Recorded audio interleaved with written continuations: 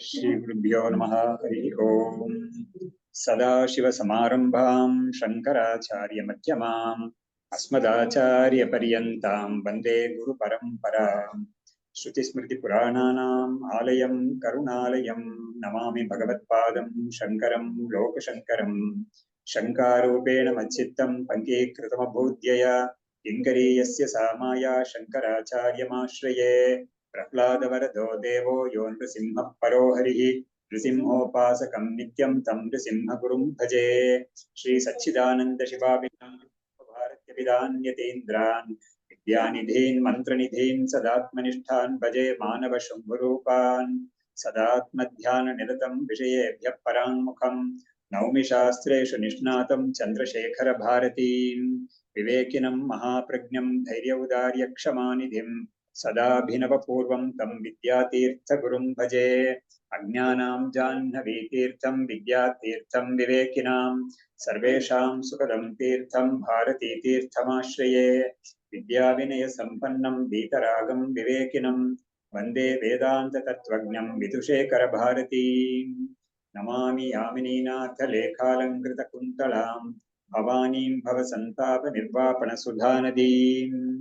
नमः श्री शंकरानंद गुरुपादाम्बुजन्मने सविलास महामोहग्राहग्रासैककर्मणे तत्पादाम्बुरुहद्वन्द्व सेवा निर्मल चेतसां सुखबोधाय तत्त्वस्य विवेकोऽयं विधीयते। सो ಇದು ಬೃಹದಾರಣ್ಯಕ ಉಪನಿಷತ್ತಲ್ಲಿ ಅಹಂ ಬ್ರಹ್ಮಾಸ್ಮಿ ಬರೋ ಭಾಗ ಇದು ನಾವು ನೋಡ್ಬೇಕಾದ ಭಾಗ. ಅದಕ್ಕೆ ಪೀಠಿಕೆಯಾಗಿ ವಿಷಯಗಳೆಲ್ಲ ತುಂಬಾ ಹೇಳಿದ್ರು ಇವರು. ಹೇಳ್ಬಿಟ್ಟು ಕೊನೆಯಲ್ಲಿ ಅವರು ನಾವು ಹೋದ್ವಾರ ನೋಡಿದ ಭಾಗದಲ್ಲಿ ಈ ಅನಾತ್ಮ ಅಂತ ಯಾವ್ದಿದೆಯೋ, ಅನಾತ್ಮ ಅಂದ್ರೆ ಆತ್ಮ ಬಿಟ್ಟಿದ್ ಬಾಕಿದೆಲ್ಲ ಅನಾತ್ಮ. ಅದರಲ್ಲಿ ಅನಾತ್ಮ ಅಂತ ಹೇಳುವಾಗ ಅದರಲ್ಲಿ 2 ಕ್ಯಾಟಗರೀಸ್ ನಾವು ಮಾಡ್ಕೋಬೇಕು. ಒಂದು ಯಾವ್ದು ಅಂತ ಹೇಳಿದ್ರೆ ಹೊರಗಡೆ ಇರೋ ಶಬ್ದ ಸ್ಪರ್ಶ ರೂಪ ರಸಗಂಧ ಪ್ರಪಂಚ ಅನ್ನೋದು ಹೊರಗಡೆ ಇರೋದು. ಅದು ಬಿಟ್ಟು ಆ ಪ್ರಪಂಚವನ್ನ ನಾವು ತಿಳಿಯಕ್ಕೆ ಅಥವಾ ನಾವು ಅದನ್ನ ಕಾಂಟ್ಯಾಕ್ಟ್ ಮಾಡಕ್ಕೆ ಯಾವ ಇಂದ್ರಿಯಗಳೆಲ್ಲ ಉಪಯೋಗಿಸ್ತೀವೋ, ನಮ್ಮ ಸೂಕ್ಷ್ಮ ಶರೀರ, ಸ್ಥೂಲ ಶರೀರ, ಅದು ಕೂಡ ಅನಾತ್ಮ. ಸೊ ಇದು ಎಲ್ಲವೂ ಕೂಡ ಸೇರಿಸಿ ಕ್ಷೇತ್ರಂ ಅಂತ ಭಗವದ್ಗೀತೆ 13ನೇ ಅಧ್ಯಾಯದಲ್ಲಿ ಹೇಳಿರೋದು. ಪೂರ್ತಿ ಪ್ರಕೃತಿಯಿಂದ ಉಂಟಾಗಿರೋದೇ ಈ ಶರೀರ, ಸ್ಥೂಲ ಶರೀರ. ಮತ್ತು ನಮ್ಗೆ ಒಳಗಡೆ ಬಾಡಿ ಮೈಂಡ್ ಕಾಂಪ್ಲೆಕ್ಸ್ ಅಂತ ನಾವು ಸಾಮಾನ್ಯವಾಗಿ ಎಲ್ಲ ಸೇರಿಸಿರ್ತೀವಿ. ಅದರಲ್ಲಿ ಸ್ಥೂಲ ಶರೀರ ಅನ್ನೋದು ಬಾಡಿ ಅನ್ನೋದು, ಈ ಮೈಂಡ್ ಅನ್ನೋ ಇದೆಯಲ್ಲ ಅದು ಜೊತೆಗೆ ಇನ್ನು ಕೆಲವುದೆಲ್ಲ ಇದೆ. ಯಾವ್ದು ಅಂತ ಹೇಳಿದ್ರೆ ಅಂತಃಕರಣಂ ಅನ್ನೋದನ್ನೇ ನಾವು ಮನಸ್ಸು, ಬುದ್ಧಿ, ಅಹಂಕಾರ, ಚಿತ್ತ ಅಂತ 4 ಹೇಳಿದ್ರು. ಆಮೇಲೆ ಪ್ರಾಣ, ಪಂಚ ಪ್ರಾಣಗಳಿರೋದು, ಪ್ರಾಣ ಅಪಾನ ಅಂತ. ಆಮೇಲೆ ಇಂದ್ರಿಯಗಳು, ಮುಖ್ಯವಾಗಿ 10 ಇಂದ್ರಿಯಗಳು, 5 ಕರ್ಮೇಂದ್ರಿಯಗಳು, 5 ಜ್ಞಾನೇಂದ್ರಿಯಗಳು, ಆಮೇಲೆ ಅಹಂಕಾರ ಸೇರಿದೆ. ಸೊ ಹಾಗಾಗಿ ಇಷ್ಟು ಸೇರಿದ್ದು ಸೂಕ್ಷ್ಮ ಶರೀರ ಅಂತ. ಇದೆಲ್ಲ ಸೇರಿದ್ರೇನೆ ಸ್ಥೂಲ ಶರೀರ ಮತ್ತು ಸೂಕ್ಷ್ಮ ಶರೀರ ಇದ್ರೇನೆ ಒಟ್ಟಿಗೆನೆ ಪ್ರಪಂಚವನ್ನ ನಾವು ಕಾಂಟ್ಯಾಕ್ಟ್ ಮಾಡಕ್ಕಾಗೋದು. ಪ್ರಪಂಚ ಅಂದ್ರೆ ಏನು? ಹೊರಗಡೆ ಇರೋ ಶಬ್ದ ಸ್ಪರ್ಶ ರೂಪ ಅಂತ. ಹಾಗಾಗಿ ಅವುಗಳನ್ನೆಲ್ಲ ನಾವು ಗ್ರಹಿಸ್ಬೇಕು. ಅದ್ರ ಜೊತೆಗೆ ನಾವು ಒಂದು ಕಾಂಟ್ಯಾಕ್ಟ್, ಇಂಟ್ರಾಕ್ಷನ್ ಅಂತ ಇರ್ಬೇಕು ಅಂತ ಹೇಳಿದ್ರೆ ಇದಿಷ್ಟು ಬೇಕು ನಮ್ಗೆ. ಹಾಗಾಗಿ ಇದೆಲ್ಲವೂ ಕೂಡ ಆಶ್ಚರ್ಯ ಏನು ಅಂತ ಹೇಳಿದ್ರೆ ಪ್ರಪಂಚಕ್ಕೆ ಸೇರಿಸಿದ್ದಾರೆ ಇದೆಲ್ಲವನ್ನೂ ಕೂಡ. ಅಂದ್ರೆ ಈ ಮನುಷ್ಯ ಅಂತ ಯಾವನ್ ಹೇಳ್ತೀವೋ ನಾವು, ಅವನ ಇಂದ್ರಿಯಗಳು ಎಲ್ಲವನ್ನೂ ಕೂಡ ಪ್ರಪಂಚಕ್ಕೆ ಸೇರಿರೋದು. ಹಾಗಾದ್ರೆ ಇದು ಅಷ್ಟು ಜಡ ವಾಸ್ತವವಾಗಿ, ಪ್ರಕೃತಿಯಿಂದ ಉಂಟಾಗಿರೋದು ಅಷ್ಟು ಜಡ ವಾಸ್ತವವಾಗಿ. ಅದನ್ನೆಲ್ಲ ಪ್ರಕಾಶ ಮಾಡೋದು ಯಾವ್ದು ಅಂತ ಹೇಳಿದ್ರೆ ಆತ್ಮ, ಅದು ನಾವು ಅಂತ ತಿಳಿಬೇಕು ನಾವು. ಆದ್ರೆ ನಾವಿದ್ರಲ್ಲಿ ಏನ್ ಮಾಡಿದೀವಿ ಅಂದ್ರೆ ಹೊರಗಡೆ ಇರೋ ಪ್ರಪಂಚವನ್ನ ನಾವು ನಾನು ಅಂತ ತಿಳಿಯೋದಿಲ್ಲ, ಖಂಡಿತ ಅದಿಲ್ಲ ಅಂತಾನೆ ಒಪ್ಕೊಳ್ಳೋಣ. ಆದ್ರೂ ಕೂಡ ನಾವೇನ್ ಆಗಿದೆ, ಈ ಮನಸ್ಸು, ಶರೀರ ಮತ್ತು ಇದು ಇಂದ್ರಿಯಗಳದೆಲ್ಲ ಇದನ್ನ ನಾವು ನಾನು ಅಂತ ಬುದ್ಧಿ ನಮ್ಗೆ ಬಂದಿದೆ. ಪಂಚಕೋಶಗಳು ಅಂತ ಇದನ್ನ ಹೇಳ್ತೀವಿ ನಾವು. ಇವುಗಳಲ್ಲಿ ನಮ್ಗೆ ನಾನು ಅಂತ ಬುದ್ಧಿ ಬಂದಿದೆ. ಅದನ್ನ ಬಿಡಿಸಕ್ಕಾಗಿ ಉಪನಿಷತ್ ಏನ್ ಮಾಡುತ್ತೆ ಅಂದ್ರೆ ವಿವೇಕವನ್ನು ತೋರಿಸುತ್ತೆ. ಆತ್ಮ ಮತ್ತು ಅನಾತ್ಮ ಅಂತ 2ನ್ನ ತೋರಿಸ್ಕೊಟ್ಟು ಅದನ್ನ ಹೇಗ್ ನಾವು ಬಿಡಿಸ್ಕೋಬೇಕು ಅನ್ನೋದನ್ನ ಕೂಡ ತೋರಿಸ್ಕೊಡುತ್ತೆ. ಯಾಕಂದ್ರೆ ಆತ್ಮ ಮತ್ತು ಈ ಅನಾತ್ಮ 2ಕ್ಕೂ ಬೆರಕೆ ಆಗಿರೋದ್ರಿಂದಲೇ ಸಂಸಾರ ಅಂತ ಆಗಿರೋದು. ಆ ಬೆರಕೆ ಆಗಿದ್ದನ್ನ ನಾವು ಬಿಡಿಸ್ಕೊಂಡ್ಬಿಟ್ರೆ ಏನಾಗುತ್ತೆ, ಈ ಅನಾತ್ಮ ಅನ್ನೋದನ್ನ ಬೇರೆ ಮಾಡ್ಬಿಟ್ಟು ಮನೋಬುದ್ಧಿ ಅಹಂಕಾರ ಚಿತ್ತಾನಿ ನಾಹಂ, ನಾನಲ್ಲ, ನಾನು ಅದಲ್ಲ ಅಂತ ಹೇಳ್ಬಿಟ್ಟು ನಾವು ಅದನ್ನ ಬಿಡಿಸ್ಕೊಂಡಾಗ ನಾವು ಮಾತ್ರ ಉಳಿತೀವಿ. ಅದು ಯಾವ್ದು ಏನಾಗಿ ಉಳಿತೀವಿ ಅಂತ ಹೇಳಿದ್ರೆ ಕೇವಲ ಶುದ್ಧ ಚೈತನ್ಯ ಸ್ವರೂಪವಾಗಿ ಉಳಿತೀವಿ. ಆ ಚೈತನ್ಯ ಸ್ವರೂಪವೇ ಬ್ರಹ್ಮ ಸ್ವರೂಪ ಅಂತ ಮಹಾವಾಕ್ಯದಿಂದ ನಮ್ಗೆ ಗೊತ್ತಾಗುತ್ತೆ. ಅಹಂ ಬ್ರಹ್ಮಾಸ್ಮಿ ತತ್ವಮಸಿ ಅಂತ ಮಹಾವಾಕ್ಯ ಇದೆಯಲ್ಲ, ಅದರಿಂದ ನಮಗೆ ಆ ಪಂಚಕೋಶಗಳಿಂದ ಬಿಡಿಸ್ಕೊಂಡಿರೋ ಈ ಚೈತನ್ಯ ಸ್ವರೂಪ ಇದೆಯಲ್ಲ, ಅದು ವಾಸ್ತವವಾಗಿ ಬ್ರಹ್ಮ ಸ್ವರೂಪವೇ ಅಂತ ನಮ್ಗೆ ಮಹಾವಾಕ್ಯದಿಂದ ಗೊತ್ತಾಗುತ್ತೆ. ಸೊ ಇಷ್ಟು ವೇದಾಂತ ಮಾಡ್ತಾ ಇರೋ ಕೆಲಸ. ಸೊ ಇದರಲ್ಲಿ ಅವ್ರು ಏನ್ ಮಾಡಿದ್ರು, ಈ ಅನಾತ್ಮ ಅಂತ ಬಿಡಿಸ್ಕೊಳ್ಳುವಾಗ ಅದು ಸ್ವಲ್ಪ ಕಷ್ಟ ಖಂಡಿತ. ಯಾಕಂದ್ರೆ ನಾವು ಎಷ್ಟೋ ಜನ್ಮಾಂತರದಿಂದ ನಾವು ಈ ಶರೀರ, ಮನಸ್ಸು ಇವುಗಳನ್ನ ನಾನು ಅಂತ ತಿಳ್ಕೊಂಡಿರೋದ್ರಿಂದ, ಗಟ್ಟಿಯಾಗಿ ತಿಳ್ಕೊಂಡಿರೋದು. ಅದೇನು ಅಷ್ಟು ಬೇಗ ಬಿಡ್ಸೋಕ್ ಆಗೋದಿಲ್ಲ. ಅದನ್ನ ಬಿಡ್ಸಕ್ ಆಗೋದಿಲ್ಲ ಅನ್ನೋದನ್ನ ಎಲ್ಲರಿಗೂ ತಿಳ್ಕೊಂಡಿದ್ದಾರೆ. ಭಗವಂತ ಕೃಷ್ಣ ಕೂಡ ಅದನ್ನ ತಿಳ್ಕೊಂಡೆ ಏನ್ ಮಾಡ್ತಾನೆ, ಗೀತೆಯಲ್ಲಿ ಬೇರೆ ಬೇರೆ ರೀತಿಯಲ್ಲಿ ಹೇಳ್ತಾನೆ, ಬಹುನಾಂ ಜನ್ಮನಾಮಂತೆ ಜ್ಞಾನವಾನ್ ಮಾಂ ಪ್ರಪದ್ಯತೆ. ಎಷ್ಟೋ ಜನ್ಮಗಳಾಗುತ್ತೆ ಇದಕ್ಕೆ, ಬಿಡಿಸ್ಕೊಳಕ್ಕೆ, ಯಾಕಂದ್ರೆ ಬಿಡಿಸೋದು ಅನ್ನೋದು ಅಷ್ಟು ಬೇಗ ಆಗಲ್ಲ ಅದು. ಹಾಗಾಗಿ ಆದ್ರೆ ಒಂದು ಯಾವಾಗ್ಲಾದ್ರೂ ಒಂದ್ಸತಿ ಜರ್ನಿ ಸ್ಟಾರ್ಟ್ ಆಗ್ಬೇಕಲ್ಲ, ಅದು ಶುರು ಮಾಡ್ಬೇಕು ನಾವು ಖಂಡಿತ. ಹಾಗಾಗಿ ನಾವು ಶುರು ಮಾಡಿದ್ರೆ ಅದು ಮುಂದಕ್ಕೆ ಹೋಗ್ತಾ ಇರುತ್ತೆ. ಇಲ್ಲಿವರೆಗೆ ಶುರುನೇ ಮಾಡದೆ ಹೋದ್ರೆ ಏನಾಗುತ್ತೆ, ಅದು ಎಷ್ಟೋ ಜನ್ಮಗಳು ಅವ್ನು ಹೀಗೇನೆ ಸಂಸಾರದಲ್ಲಿ ಇರ್ಬೇಕಾಗುತ್ತೆ ಅಂತ ಆಗುತ್ತೆ ಅದು.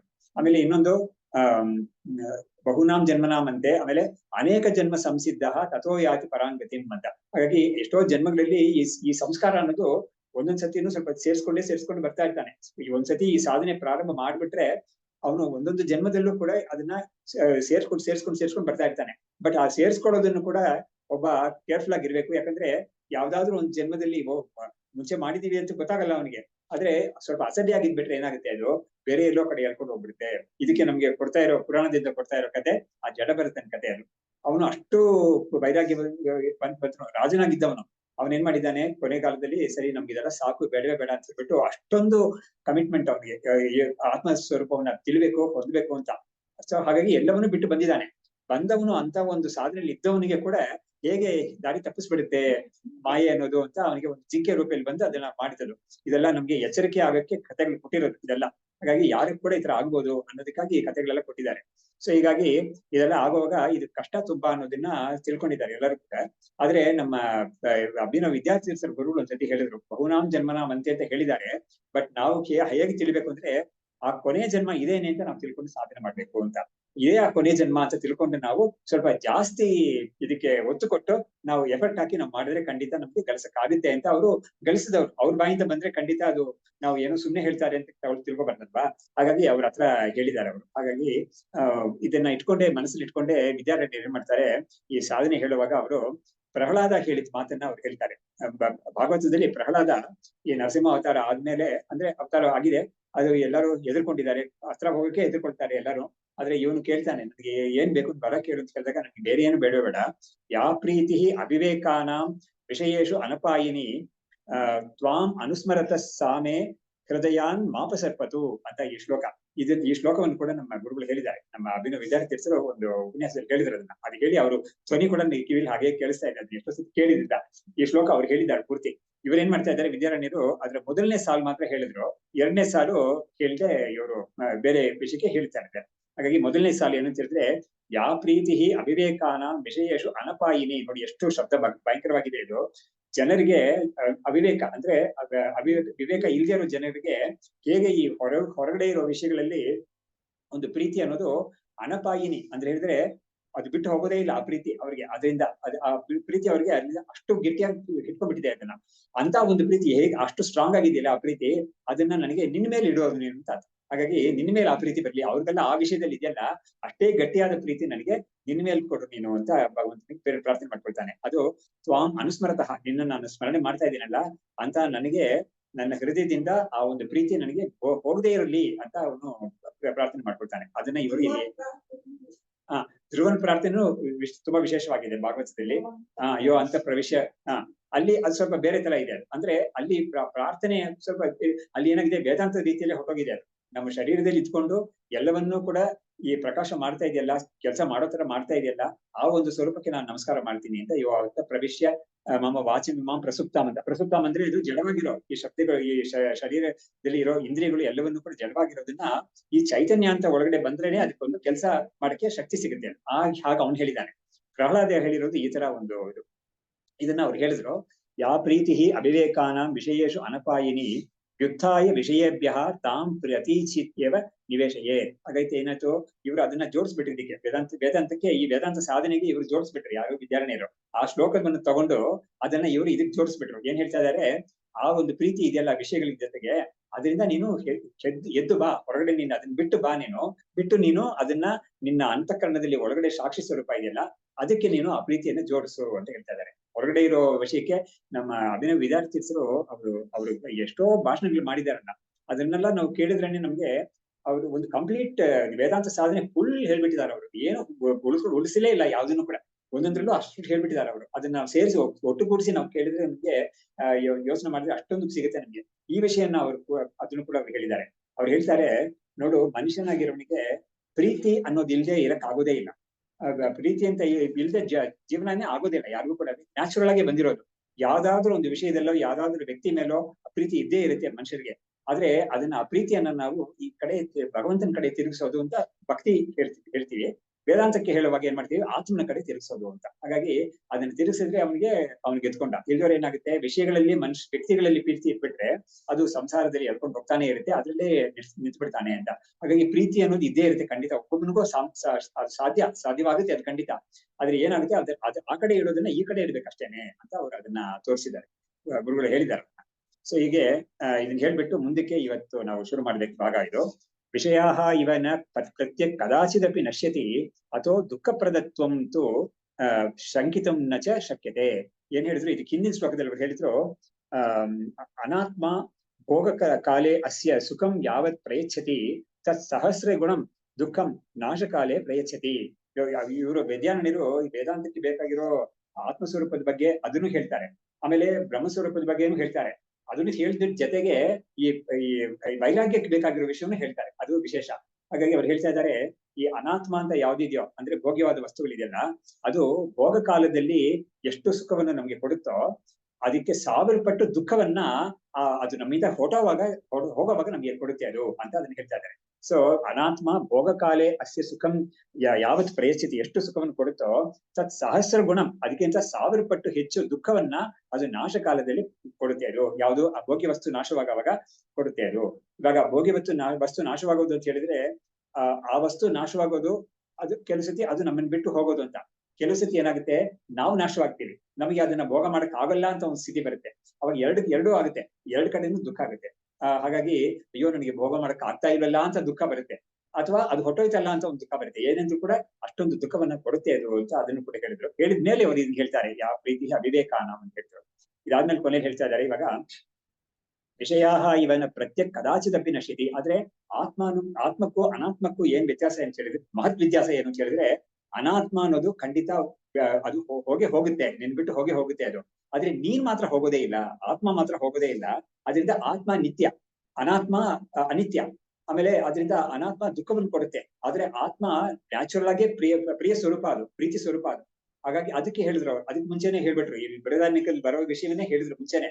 ಅದೇನು ಅಂತ ಹೇಳಿದ್ರೆ, ಒಬ್ಬನಿಗೆ ಯಾವ ವಿಷಯದಲ್ಲಿ ಅವನು ಪ್ರೀತಿ ಇಡ್ತಾನೋ ಆ ವಿಷಯದಲ್ಲಿ ನಿಜವಾಗ್ಲೂ ಸುಖ ಇದೆ ಅಂತ ಅಲ್ಲ, ತನ್ನ ಮೇಲೆ ತನಗೆ ಪ್ರೀತಿ ಇದೆ, ಅದಕ್ಕಾಗಿ ಅವನು ಬೇರೆ ವಿಷಯದಲ್ಲಿ ಪ್ರೀತಿ ಇಡ್ತಾನೆ. ಅಂದ್ರೆ ಏನಾಯ್ತು, ಆ ವಿಷಯ ನನಗೆ ಬೇಕು ಅಂತ ಹೇಳ್ತಾನೆ ಅಂತ ಹೇಳಿದ್ರೆ ಅದು ನನಗೆ ಅನುಕೂಲ ಆಗಿದೆ, ನನಗೆ ಅದು ಪ್ರೀತಿಯನ್ನು ನನಗೆ ಒಂದು ಸುಖವನ್ನು ಕೊಡ್ತಾ ಇದೆ ಅನ್ನೋ ಕಾರಣದಿಂದ ಅವನು ಅದ್ರ ಮೇಲೆ ಪ್ರೀತಿ ಇಡ್ತಾನೆ. ಯಾವಾಗ ಆ ವಸ್ತು ನನಗೆ ಸುಖವನ್ನು ಕೊಡೋದಿಲ್ಲ ಅಂತ ಅವ್ನಿಗೆ ಗೊತ್ತಾಯ್ತು, ಅವಾಗ ಅದನ್ನ ಬಿಟ್ಬಿಡ್ತಾನೆ, ಬಿಟ್ಟು ಬೇರೆ ಯಾವ್ದ್ರಲ್ಲೂ ಇಡ್ತಾನೆ ಅವನು. ಸೊ ಇದನ್ನ ಮನದಟ್ಟು ಮಾಡಿದ್ದಾರೆ ಮುಂಚೆನೆ ಯಾಜ್ಞವಲ್ಕ್ಯರು. ಸೊ ಹಾಗಾಗಿ ಅದನ್ನ ಇವ್ರು ನೆನಪಿಸಿದ್ದಾರೆ. ಇವಾಗ ಹೇಳ್ತಾ ಇದ್ದಾರೆ, ಅದರಿಂದ ವಿಷಯಗಳು ಅಂತ ಯಾವ್ದು, ಅನಾತ್ಮ ಅಂತ ಯಾವ್ದಿದೆಯೋ, ವ್ಯಕ್ತಿಯಾಗಿರ್ಲಿ ವಸ್ತುವಾಗಿರ್ಲಿ ಏನೇ ಆಗಿರ್ಲಿ, ಅದು ಖಂಡಿತ ಒಂದಾನೊಂದ್ ಸತಿ ನಾಶವಾಗುತ್ತೆ. ಆದ್ರೆ ಈ ಆತ್ಮ ಇದೆಯಲ್ಲ, ಅದು ಮಾತ್ರ ನಾಶ ಆಗೋದೇ ಇಲ್ಲ ಯಾವತ್ತೂ ಕೂಡ. ಹಾಗಾಗಿ ಇದ್ರ ಮೇಲೆ ನಮ್ಗೆ ನ್ಯಾಚುರಲ್ ಆಗಿ ಪ್ರೀತಿ ಇದೆ, ಅದನ್ನ ತಿಳ್ಕೊಂಡು ನೀನು ಇದ್ರ ಮೇಲೆ ಹೆಚ್ಚಾಗಿ ಮಾಡ್ಕೊಂಡ್ರೆ ನಿನಗೆ ಅನುಕೂಲ ಅಂತ ಹೇಳ್ಬಿಟ್ಟು ಅದನ್ನ ಹೇಳಿದ್ರು. ಹೇಳಿ, ಅಥವಾ ದುಃಖ ಪ್ರದತ್ವಂತೂ ಶಂಕಿತಂ ನಚ ಶಕ್ಯತೆ. ಆತ್ಮ ದುಃಖವನ್ನು ಕೊಡುತ್ತೆ ಅನ್ನೋದು ಮಾತ್ರ ಡೌಟ್ ಮಾಡೋದೇ ಬೇಡ ನೀನು, ಆ ಶಂಕೆನೂ ಬೇಡ ನಿನ್ಗೆ. ದುಃಖವನ್ನು ಖಂಡಿತ ಕದಾಚಿತ ಕೊಡೋದೇ ಇಲ್ಲ, ಅದು ದುಃಖವನ್ನು ಕೊಡೋದೇ ಇಲ್ಲ, ಯಾಕಂದ್ರೆ ಆತ್ಮ ಸುಖ ಸ್ವರೂಪ ಅದು. ಹಾಗಾಗಿ ಅದ್ರ ಮೇಲೆ ನೀನು ಅದನ್ನ ನೀನು ಪ್ರೀತಿ ಮಾಡಿದ್ರೆ ಖಂಡಿತ ಅದು ನಿನ್ನ ಕೈ ಬಿಡೋಲ್ಲ. ಆದ್ರೆ ವಿಷಯಗಳು ವಸ್ತುಗಳು ವ್ಯಕ್ತಿಗಳ ಮಾತ್ರ ಖಂಡಿತ ನಿನಗೆ ಒಂದಾನೊಂದ್ ಸತಿ ಕೈ ಕೊಡ್ತಾರೆ ಅವರು ಅಂತ ಹೇಳ್ಬಿಟ್ಟು ಅದನ್ನ ಎಚ್ಚರ ಮಾಡ್ಬಿಟ್ಟು ಮುಂದಕ್ಕೆ ಅವರು ಒಂದು ತನ್ನ ಸ್ವರೂಪವನ್ನ ಹೇಗೆ ತಿಳಿಯೋದು ಅನ್ನೋ ಒಂದು ಭಾಗಕ್ಕೆ ಅವರು ಮುಂದಾಗ್ತಾ ಇದ್ದಾರೆ. ಇವಾಗ ಸೂತ್ರಾರ್ಥಜ್ಞ ಮನುಷ್ಯಾಣಾಂ ಮತಿಂ ವಿಜ್ಞಾಯ ಕೇಚನ ಮುಮುಕ್ಷವೋ ಗುರುಂ ಪ್ರಾಪ್ಯ ಚೋದಯಂತಿ ಅತಿ ಸಂಭ್ರಮಾತ್. ಇದು ಬೃಹದಾರಣ್ಯಕದಲ್ಲಿ ಅಹಂ ಬ್ರಹ್ಮಾಸ್ಮಿ ಅಂತ ಬರುತ್ತಲ್ಲ, 1-4-10 ಅಂತ. ಅದು ಮೊದಲನೇ ಅಧ್ಯಾಯ 4ನೇ ಬ್ರಾಹ್ಮಣ 7ನೇ ಮಂತ್ರ, 7ನೇದು. ಸೊ 1-4-10 ಅಂತ. ಆ 1-4 ತುಂಬಾ ಮುಖ್ಯವಾದ ಅಹಂ ಬ್ರಹ್ಮಾಸ್ಮಿ ಅದರಲ್ಲೇ ಬರುತ್ತೆ. ಆದ್ರೆ ಆ ಮಂತ್ರವೇ ಒಂದು 8-10 ಸಾಲು ಇರುತ್ತೆ, ತುಂಬಾ ದೊಡ್ಡ ಸಾಲು ಮಂತ್ರ. ಬೃಹದಾರಣ್ಯಕದಲ್ಲಿ ಅದೇ ಒಂದು 7-8 ಸಾಲು ಬರುತ್ತೆ. ಅದರಲ್ಲಿ ಅದಕ್ಕೆ ಬರಕ್ ಮುಂಚೆ ಏನಾಗ್ತದೆ ಅಂದ್ರೆ, ಕೆಲವರು ಜಿಜ್ಞಾಸುಗಳು ಒಂದು ಕಡೆ ಕೂತು ಅವರು ಏನ್ ಮಾಡ್ತಾರೆ ಅಂದ್ರೆ ಒಂದು ವಿಚಾರ ಮಾಡ್ತಾ ಇದ್ದಾರೆ. ವಿಚಾರ ಮಾಡ್ಬಿಟ್ಟು ಅವ್ರು ಏನ್ ಮಾಡ್ತಾರೆ, ಅವ್ರಿಗೆ ನೋಡಿ ಎಲ್ಲಾ ಕಡೆನೂ ಒಂದು ಸಂಪ್ರದಾಯ ಅಂತ ಒಂದಿದೆ. ಎಲ್ಲರೂ ಕೂಡ ಯಾವ್ದು ಸುಮ್ನೆ ಸ್ಟಾರ್ಟ್ ಮಾಡಲ್ಲ. ಆ ಜಿಜ್ಞಾಸೆ ಮಾಡೋರ್ಗು ಕೂಡ ಏನೋ ಒಂದು ಇನ್ಪುಟ್ ಇದೆ, ಒಂದು ಸಂಪ್ರದಾಯ ಇದೆ. ಅವರು ತಮ್ಮಲ್ಲೇ ಅವ್ರು ಮಾತಾಡ್ಕೊಳ್ತಾ ಇದ್ದಾರೆ, ಬ್ರಹ್ಮವು ಯಾವ್ದೋ ಒಂದನ್ನ ತಿಳ್ಕೊಂಡು ಅದು ಸರ್ವಾತ್ಮ ಭಾವ ಹೊಂದಿತು ಅಂತ ನಾವು ಕೇಳ್ತಾ ಇದೀವಲ್ಲ, ಆ ಬ್ರಹ್ಮವು ಯಾವ್ದನ್ನ ತಿಳ್ಕೊಂಡು ಸರ್ವಾತ್ಮ ಭಾವ ಹೊಂದಿದ್ರು ಅದನ್ನ ನಾವು ತಿಳ್ಕೊಳ್ಳೋಣ ಅಂತ ಅವ್ರು ಮುಂದಾಗ್ತಾ ಇದ್ದಾರೆ. ಹೀಗೆ ಇದೇ ಜಿಜ್ಞಾಸೆ ಅನ್ನೋದು ಇದೇನೆ. ಹೀಗಾಗಿ ಬ್ರಹ್ಮ ಜಿಜ್ಞಾಸ ಅಂತ ಇದೆಯಲ್ಲ, ಇದೆಲ್ಲ ಹೀಗೇನೆ. ಹಾಗಾಗಿ ನಮ್ಗೆ ಏನೋ ಒಂದು ಟೆಕ್ಸ್ಟ್ ಏನೋ ಒಂದಿದೆ ಅಥವಾ ಯಾರೋ ಹೇಳಿದ್ದಾರೆ, ಬ್ರಹ್ಮವು ಯಾವುದೋ ಒಂದು ತಿಳ್ಕೊಂಡು ಅದು ಅದು ತನ್ನ ಒಂದು ಪರಿಚ್ಛಿನ್ನವಾದ ಭಾವವನ್ನು ಬಿಟ್ಟು ಅದು ಸರ್ವಾತ್ಮ ಭಾವವನ್ನು ಹೊಂದಿತು ಅಂತ ನಾವು ಕೇಳಿದೀವಿ. ಅದು ಯಾವ್ದನ್ನ ತಿಳ್ಕೊಳ್ತು, ಅದನ್ನ ನಾವು ತಿಳ್ಕೊಂಡ್ರೆ ನಾವು ಸರ್ವಾತ್ಮ ಭಾವ ಅದು ನಮಗೂ ಬರ್ತಲ್ಲ ಅದು ಅಂತ ಹೇಳ್ಬಿಟ್ಟು ಅವ್ರು ಜಿಜ್ಞಾಸೆ ಮಾಡ್ತಾರೆ. ಅದನ್ನ ಇವರು ಈ ಶ್ಲೋಕದಲ್ಲಿ ಹೇಳ್ತಾ ಇದ್ದಾರೆ. ಸೂತ್ರಾರ್ಥಜ್ಞಂ ಮನುಷ್ಯಾಣಾಂ ಮತಿಂ ವಿಜ್ಞಾಯ ಕೇಚನ ಮುಮುಕ್ಷವಃ ಗುರುಂ ಪ್ರಾಪ್ಯ ಚೋದಯಂತಿ ಅತಿ ಸಂಭ್ರಮಾತ್. ಅವ್ರು ಕೇಳ್ತಾ ಇದ್ದಾರೆ, ಯದ್ ಬ್ರಹ್ಮ ವಿದ್ಯೆಯ ಸರ್ವಭಾವಾಪ್ತಿಂ ಮನ್ವತೆ ನರಃ ತದ್ ಬ್ರಹ್ಮ ಕಿಂ ವಿದಿತ್ವಾ ಅಭೂತ್ ಸರ್ವಂ ಇತಿ ಏತತೆ ಉದೀರ್ಯತಾಂ. ಅವ್ರು ಕೇಳ್ತಾ ಇದ್ದಾರೆ, ಗುರು ಹತ್ರ ಕೇಳ್ತಾ ಇದ್ದಾರೆ, ಬ್ರಹ್ಮವು ಯಾವನೋ ಬ್ರಹ್ಮ ವಿದ್ಯೆಯನ್ನ ತಿಳ್ಕೊಂಡು ಬ್ರಹ್ಮವು ಸರ್ವಾತ್ಮ ಭಾವವನ್ನು ಹೊಂದುತ್ತಲ್ಲ, ಆ ವಿದ್ಯೆ ಎಂಥದ್ದದು ಅದನ್ನ ನಮ್ಗೆ ಹೇಳಿ, ನಾವು ಆತರ ಅದನ್ನ ತಿಳ್ಕೊಂಡು ನಾವು ಸರ್ವಾತ್ಮ ಆಗ್ತೀವಿ ನಾವು ಅಂತ ಅವ್ರು ಕೇಳ್ತಾ ಇದ್ದಾರೆ. ಹಾಗಾಗಿ ಯದ್ ಬ್ರಹ್ಮ ವಿದ್ಯೆಯ ಸರ್ವಭಾವಾಪಕ್ತಿಂ ಮನ್ವತೆ ನರಃ ಯದ್ ಬ್ರಹ್ಮ ವಿದ್ಯೆಯ ಸರ್ವಭಾವಾಪಕ್ತಿಂ ಮನ್ವತೆ ನರಃ ತದ್ ಬ್ರಹ್ಮ ಕಿಂ ವಿದಿತ್ವಾ ಅಭೂತ್. ಆ ಬ್ರಹ್ಮವು ಯಾವ್ದನ್ನ ತಿಳ್ಕೊಂಡು ಅದು ಎಲ್ಲವೂ ಆಯ್ತು ಅಂತ. ಇವಾಗ ನೋಡ್ರಿ, ಇದನ್ನ ಕೇಳಿದಾಗ ನಮ್ಗೆ ಸ್ವಲ್ಪ ಒಂದು ಪಜಲಿಂಗ್ ಆಗುತ್ತೆ. ನೋಡು, ತಿಳ್ಕೊಳ್ಳೋದು ಬ್ರಹ್ಮವೇ ಅಂತ ಹೇಳ್ತಾ ಇದ್ದಾರೆ, ಅದು ಏನೋ ಒಂದು ತಿಳ್ಕೊಳ್ತು ಅಂತ ಹೇಳ್ತಾ ಇದ್ದಾರೆ, ತಿಳ್ಕೊಂಡದು ಸರ್ವಾತ್ಮ ಭಾವ ಹೊಂದಿತು ಅಂತ ಹೇಳ್ತಾ ಇದ್ದಾರೆ. ಹಾಗಾದ್ರೆ ಅದು ತಿಳ್ಕೊಳಕ್ ಮುಂಚೆ ಆ ಬ್ರಹ್ಮ ಅದಕ್ಕೆ ಆ ವಿದ್ಯೆ ಇರ್ಲಿಲ್ವಾ ಅಂತ ನಮ್ಗೊಂದು ಪ್ರಶ್ನೆ ಬರುತ್ತೆ. ಬ್ರಹ್ಮ ಅಂತ ಉಪನಿಷತ್ ಹೇಳ್ತಾ ಇದೆ, ಇವ್ರೇನ್ ಕಲ್ಪನೆ ಮಾಡಿ ಹೇಳ್ತಾ ಇಲ್ಲ, ಉಪನಿಷತ್ ಹೇಳೋ ಮಾತಿದು. ಬ್ರಹ್ಮವು ಯಾವ್ದೋ ಅದನ್ನ ತಿಳ್ಕೊಂಡು ಅದು ಸರ್ವಾತ್ಮ ಭಾವ ಅಂತ ಒಂದು ಹೊಂದಿದಲ್ಲ, ಅದನ್ನ ನಾವು ತಿಳ್ಕೊಳ್ಳೋಣ, ನಾವು ಅದನ್ನ ಹೊಂದೋಣ ಅಂತ ಇವ್ರು ಹೇಳ್ತಾ ಇದ್ದಾರೆ. ಹಾಗಾದ್ರೆ ಏನಾಯ್ತು, ಆ ಬ್ರಹ್ಮಕ್ಕೆ ಆ ಜ್ಞಾನ ಬರಕ್ ಮುಂಚೆನು ಬ್ರಹ್ಮವೇ ಅದು, ಆದ್ರೆ ಆ ತಿಳುವಳಿಕೆ ಅಷ್ಟೇ. ಹಾಗಾಗಿ ಇದರಿಂದ ಏನ್ ತೋರಿಸ್ತಾ ಇದೆ ಉಪನಿಷತ್ ಅಂದ್ರೆ, ಎಲ್ಲರೂ ಕೂಡ ಯಾರ್ಯಾರು ಮನುಷ್ಯರಾಗಿದ್ದಾರೋ, ಪ್ರಾಣಿಗಳು ಪಕ್ಷಿಗಳು ಏನಾಗಿ ಆಗಿರ್ಲಿ ಪರವಾಗಿಲ್ಲ, ಎಲ್ಲರೂ ಕೂಡ ವಾಸ್ತವ ಬ್ರಹ್ಮವೇ, ಆದ್ರೆ ತಿಳುವಳಿಕೆ ಇಲ್ಲ ಅಷ್ಟೇ. ತಾನು ಬ್ರಹ್ಮ ಅಂತ ತಿಳುವಳಿಕೆ ಇಲ್ಲ.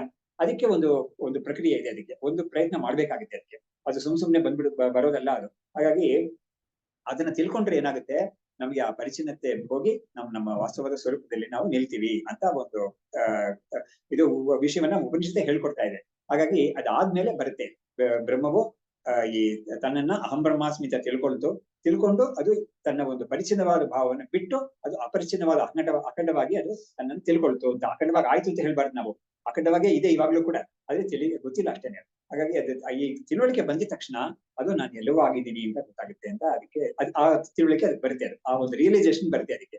ಇದಕ್ಕೆ ನಮ್ಮ ವೇದಾಂತದಲ್ಲಿ ಕೊಡೋ ಒಂದು ಉದಾಹರಣೆ ಏನು ಅಂತ ಹೇಳಿದ್ರೆ, ಕರ್ಣನ ಉದಾಹರಣೆ ಕೊಡ್ತಾರೆ. ಪಾಂಡವರಲ್ಲಿ ಮೊದಲು ಹುಟ್ಟಿದವನು ಕರ್ಣನೇ, ಆದ್ರೆ ಅವನಿಗೆ ಗೊತ್ತಿಲ್ಲ ಅದು. ಹಾಗಾಗಿ ಪಾಂಡವರು ಕೂಡ ಪಂಚಪಾಂಡವರಿಗೂ ಗೊತ್ತಿಲ್ಲ ಅದು, ನಮ್ಗೆಲ್ಲ ಅಣ್ಣ ಇವನು ಅಂತ ಗೊತ್ತಿಲ್ಲ ಅವ್ರಿಗೆ. ಆದ್ರೆ ಇವನು ಬೇರೆ ಎಲ್ಲೋ ಒಂದ್ ಕಡೆ ಒಂದು ತಾಯಿ ತಂದೆ ಇವನ್ನ ಸಾಕ್ತಾ ಇರ್ತಾರೆ, ದೊಡ್ಡವನಾಗಿರ್ತಾನೆ ಇವನು. ದುರ್ಯೋಧನಿಗೆ ಇವನು ತುಂಬಾ ಕ್ಲೋಸ್ ಫ್ರೆಂಡ್ ಆಗು ಇರ್ತಾನೆ ಇವನು. ಯುದ್ಧ ಆಗೋ ಸಮಯದಲ್ಲಿ ಒಂದ್ಸತಿ ಕೃಷ್ಣ ಇವನ್ಗೆ ಹೇಳ್ತಾನೆ, ಇವನ್ ರಹಸ್ಯ ಹೇಳ್ತಾನೆ, ನೋಡು ನೀನು ವಾಸ್ತವವಾಗಿ ಅವ್ರ ಕಡೆ ಇರ್ಬೇಕು, ನೀನು ಪಾಂಡವರ ಕಡೆ ಇರ್ಬೇಕು ನೀನು, ಯಾಕಂದ್ರೆ ನೀನು ಅವ್ರಿಗೆಲ್ಲ ಅಣ್ಣನ ಹುಟ್ಟಿದ್ಯಾ ನೀನು ಅಂತ. ಅವಾಗ ಇವನು ತನ್ನನ್ನ, ಈ ಉದಾಹರಣೆನ ವೇದಾಂತಿಗಳು ಉಪಯೋಗಿಸ್ಕೊಂಡಿದ್ದಾರೆ, ಅದ್ವೈತ ವೇದಾಂತಿಗಳು ಇದಕ್ಕೆ ಉಪಯೋಗಿಸ್ಕೊಂಡಿದ್ದಾರೆ. ಯಾಕೆ ಅಂದ್ರೆ ಅಹಂ ಬ್ರಹ್ಮಾಸ್ಮಿ ಅನ್ನೋ ಜ್ಞಾನ ಏನ್ ಮಾಡುತ್ತೆ ನಿಜವಾಗ್ಲೂ ಒಬ್ಬನಿಗೆ ಅನ್ನೋದಕ್ಕೆ ಹೇಳಕ್ಕೆ ಇದನ್ನ ಉಪಯೋಗಿಸ್ಕೊಂಡಿದ್ದಾರೆ. ಇವಾಗ ಕರ್ಣ ಅವನು ಇದುವರೆಗೂ ಏನ್ ಮಾಡ್ತಾ ಇದ್ದ, ಅವನು ಯದ್ಯಪಿ ಅವನು ಕೌಂತೆಯನೇ ಆಗಿದ್ರು ಕೂಡ, ಕುಂತಿ ಪುತ್ರನೇ ಆಗಿದ್ರು ಕೂಡ ಗೊತ್ತಿಲ್ಲ ಅವನಿಗೆ. ಅವನು ತನ್ನನ್ನ, ಅವಳು ರಾಧೆ ಅಂತ ಅವಳ ಹೆಸರು, ಅವರು ಯಾವ ಜಾತಿಗೆ ಸೇರಿದವರು ಅಂದ್ರೆ, ಈ ರಥವನ್ನು ಚಲಿಸೋ ಆ ಜಾತಿಗೆ ಸೇರಿದವರು ಅವರು ಇವನ್ನ ಸಾಕ್ತಾ ಇರ್ತಾರೆ. ಹಾಗಾಗಿ ಕ್ಷತ್ರಿಯರಲ್ಲ ಅವರು, ಹಾಗಾಗಿ ಸಾಕ್ತಾ ಇರ್ತಾರೆ. ಇವನು ಆ ರಾಧೆ ಮಗ ನಾನು ಅಂತ ತಿಳ್ಕೊಂಡಿರ್ತಾನೆ. ಆದ್ರೆ ಕೃಷ್ಣ ಈ ತರ ಹೇಳಿದ ತಕ್ಷಣ ಅವನಿಗೆ ಬೇರೆ ಏನು ಬದಲಾವಣೆ ಆಗ್ಲಿಲ್ಲ. ಇನ್ಮೇಲೆ ನಾನು ಕೌಂತೆಯ ಅಂತ ಆತರನೂ ಅಲ್ಲ, ನಾನು ಮುಂಚೆನೆ ಕೌಂತನೇ ಆಗಿದ್ದೀನಿ, ಇವಾಗ್ಲೂ ಅದೇನೆ, ಮುಂದಕ್ಕೂ ಅದೇನೆ ಅಂತ ಅವನಿಗೆ ಆ ಬುದ್ಧಿ ಬಂತು ಅಂತ. ಅದು ಹಾಗಾಗಿ ಅದೇ ತರನೇ ಇಲ್ಲೂ ಕೂಡ ಮುಂಚೆನೆ ಬ್ರಹ್ಮವೇ ಆಗಿದೆ ಅದು, ಈ ತಿಳುವಳಿಕೆ ಮಾತ್ರ ಇಲ್ಲ ಅದು. ಈ ತಿಳುವಳಿಕೆ ಬಂದಾಗ ಅದು ಹೌದು, ಮುಂಚೆವೂ ನಾನು ಬ್ರಹ್ಮವೇ, ಇವಾಗ್ಲೂ ಇದು, ಯಾಕಂದ್ರೆ ಇನ್ಮೇಲೆ ಆಗೋದು ಅಂತ ಅಲ್ಲ ಅದು, ಯಾಕಂದ್ರೆ ಆಲ್ರೆಡಿ ಇರೋದನ್ನೇ ತೋರಿಸ್ಕೊಡ್ತಾ ಇದೆ ಉಪನಿಷತ್ತು. ಹಾಗಾಗಿ ಈ ಒಂದು ವಿಷಯ ಇದು ತುಂಬಾ ಗೂಢವಾದ ವಿಷಯ ಇದು, ಗೂಢ ಅಂದ್ರೆ ಅದನ್ನ ಸ್ವಲ್ಪ ಗಹನವಾದ ವಿಷಯ ಇದು. ಅದನ್ನ ಇವರು ಎಷ್ಟು ಚೆನ್ನಾಗಿ ತೋರಿಸ್ಕೊಡ್ತಾ ಇದ್ದಾರೆ ನಮ್ಗೆ.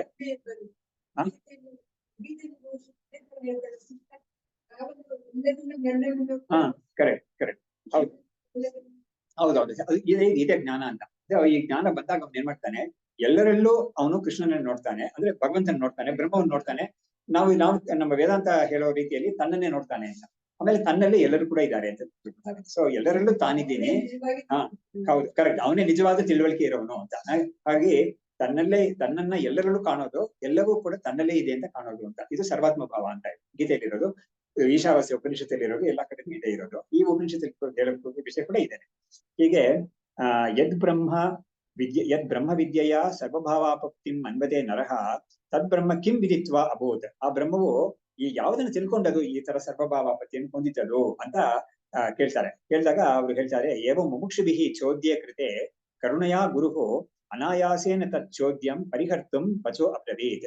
ಹೀಗೆ ಮುಮುಕ್ಷುಗಳು ಕೇಳಿದಾಗ ಅವ್ರು ಏನ್ ಮಾಡ್ತಾರೆ, ಅನಾಯಾಸೇನ ತತ್ ಚೋದ್ಯಂ ಪರಿಹರ್ತುಂ, ಸುಲಭವಾಗಿ ಅವ್ರ ಪ್ರಶ್ನೆಯನ್ನ ಪರಿಹಾರ ಮಾಡಕ್ಕಾಗಿ ಅವರು ಇದನ್ನ ಹೇಳ್ತಾ ಇದ್ದಾರೆ ಅಂತ ಹೇಳ್ಬಿಟ್ಟು ಮುಂದಕ್ಕೆ ಈ ಅಹಂ ಬ್ರಹ್ಮಾಸ್ಮಿ ಅನ್ನೋ ಮಂತ್ರ ಬರೋ ಒಂದು ವಾಕ್ಯವನ್ನ ಅವ್ರು ಹೇಳ್ತಾರೆ. ಸೊ ಅವ್ರು ಪ್ರಶ್ನೆ ಮಾಡಿದ್ದು ಅದೆಲ್ಲ ಬಂದ್ಬಿಟ್ಟು ಒಂದು ಎರಡು ಮಂತ್ರ ಹಿಂದೆ ಅವ್ರು ಪ್ರಶ್ನೆ ಮಾಡಿದ್ದು.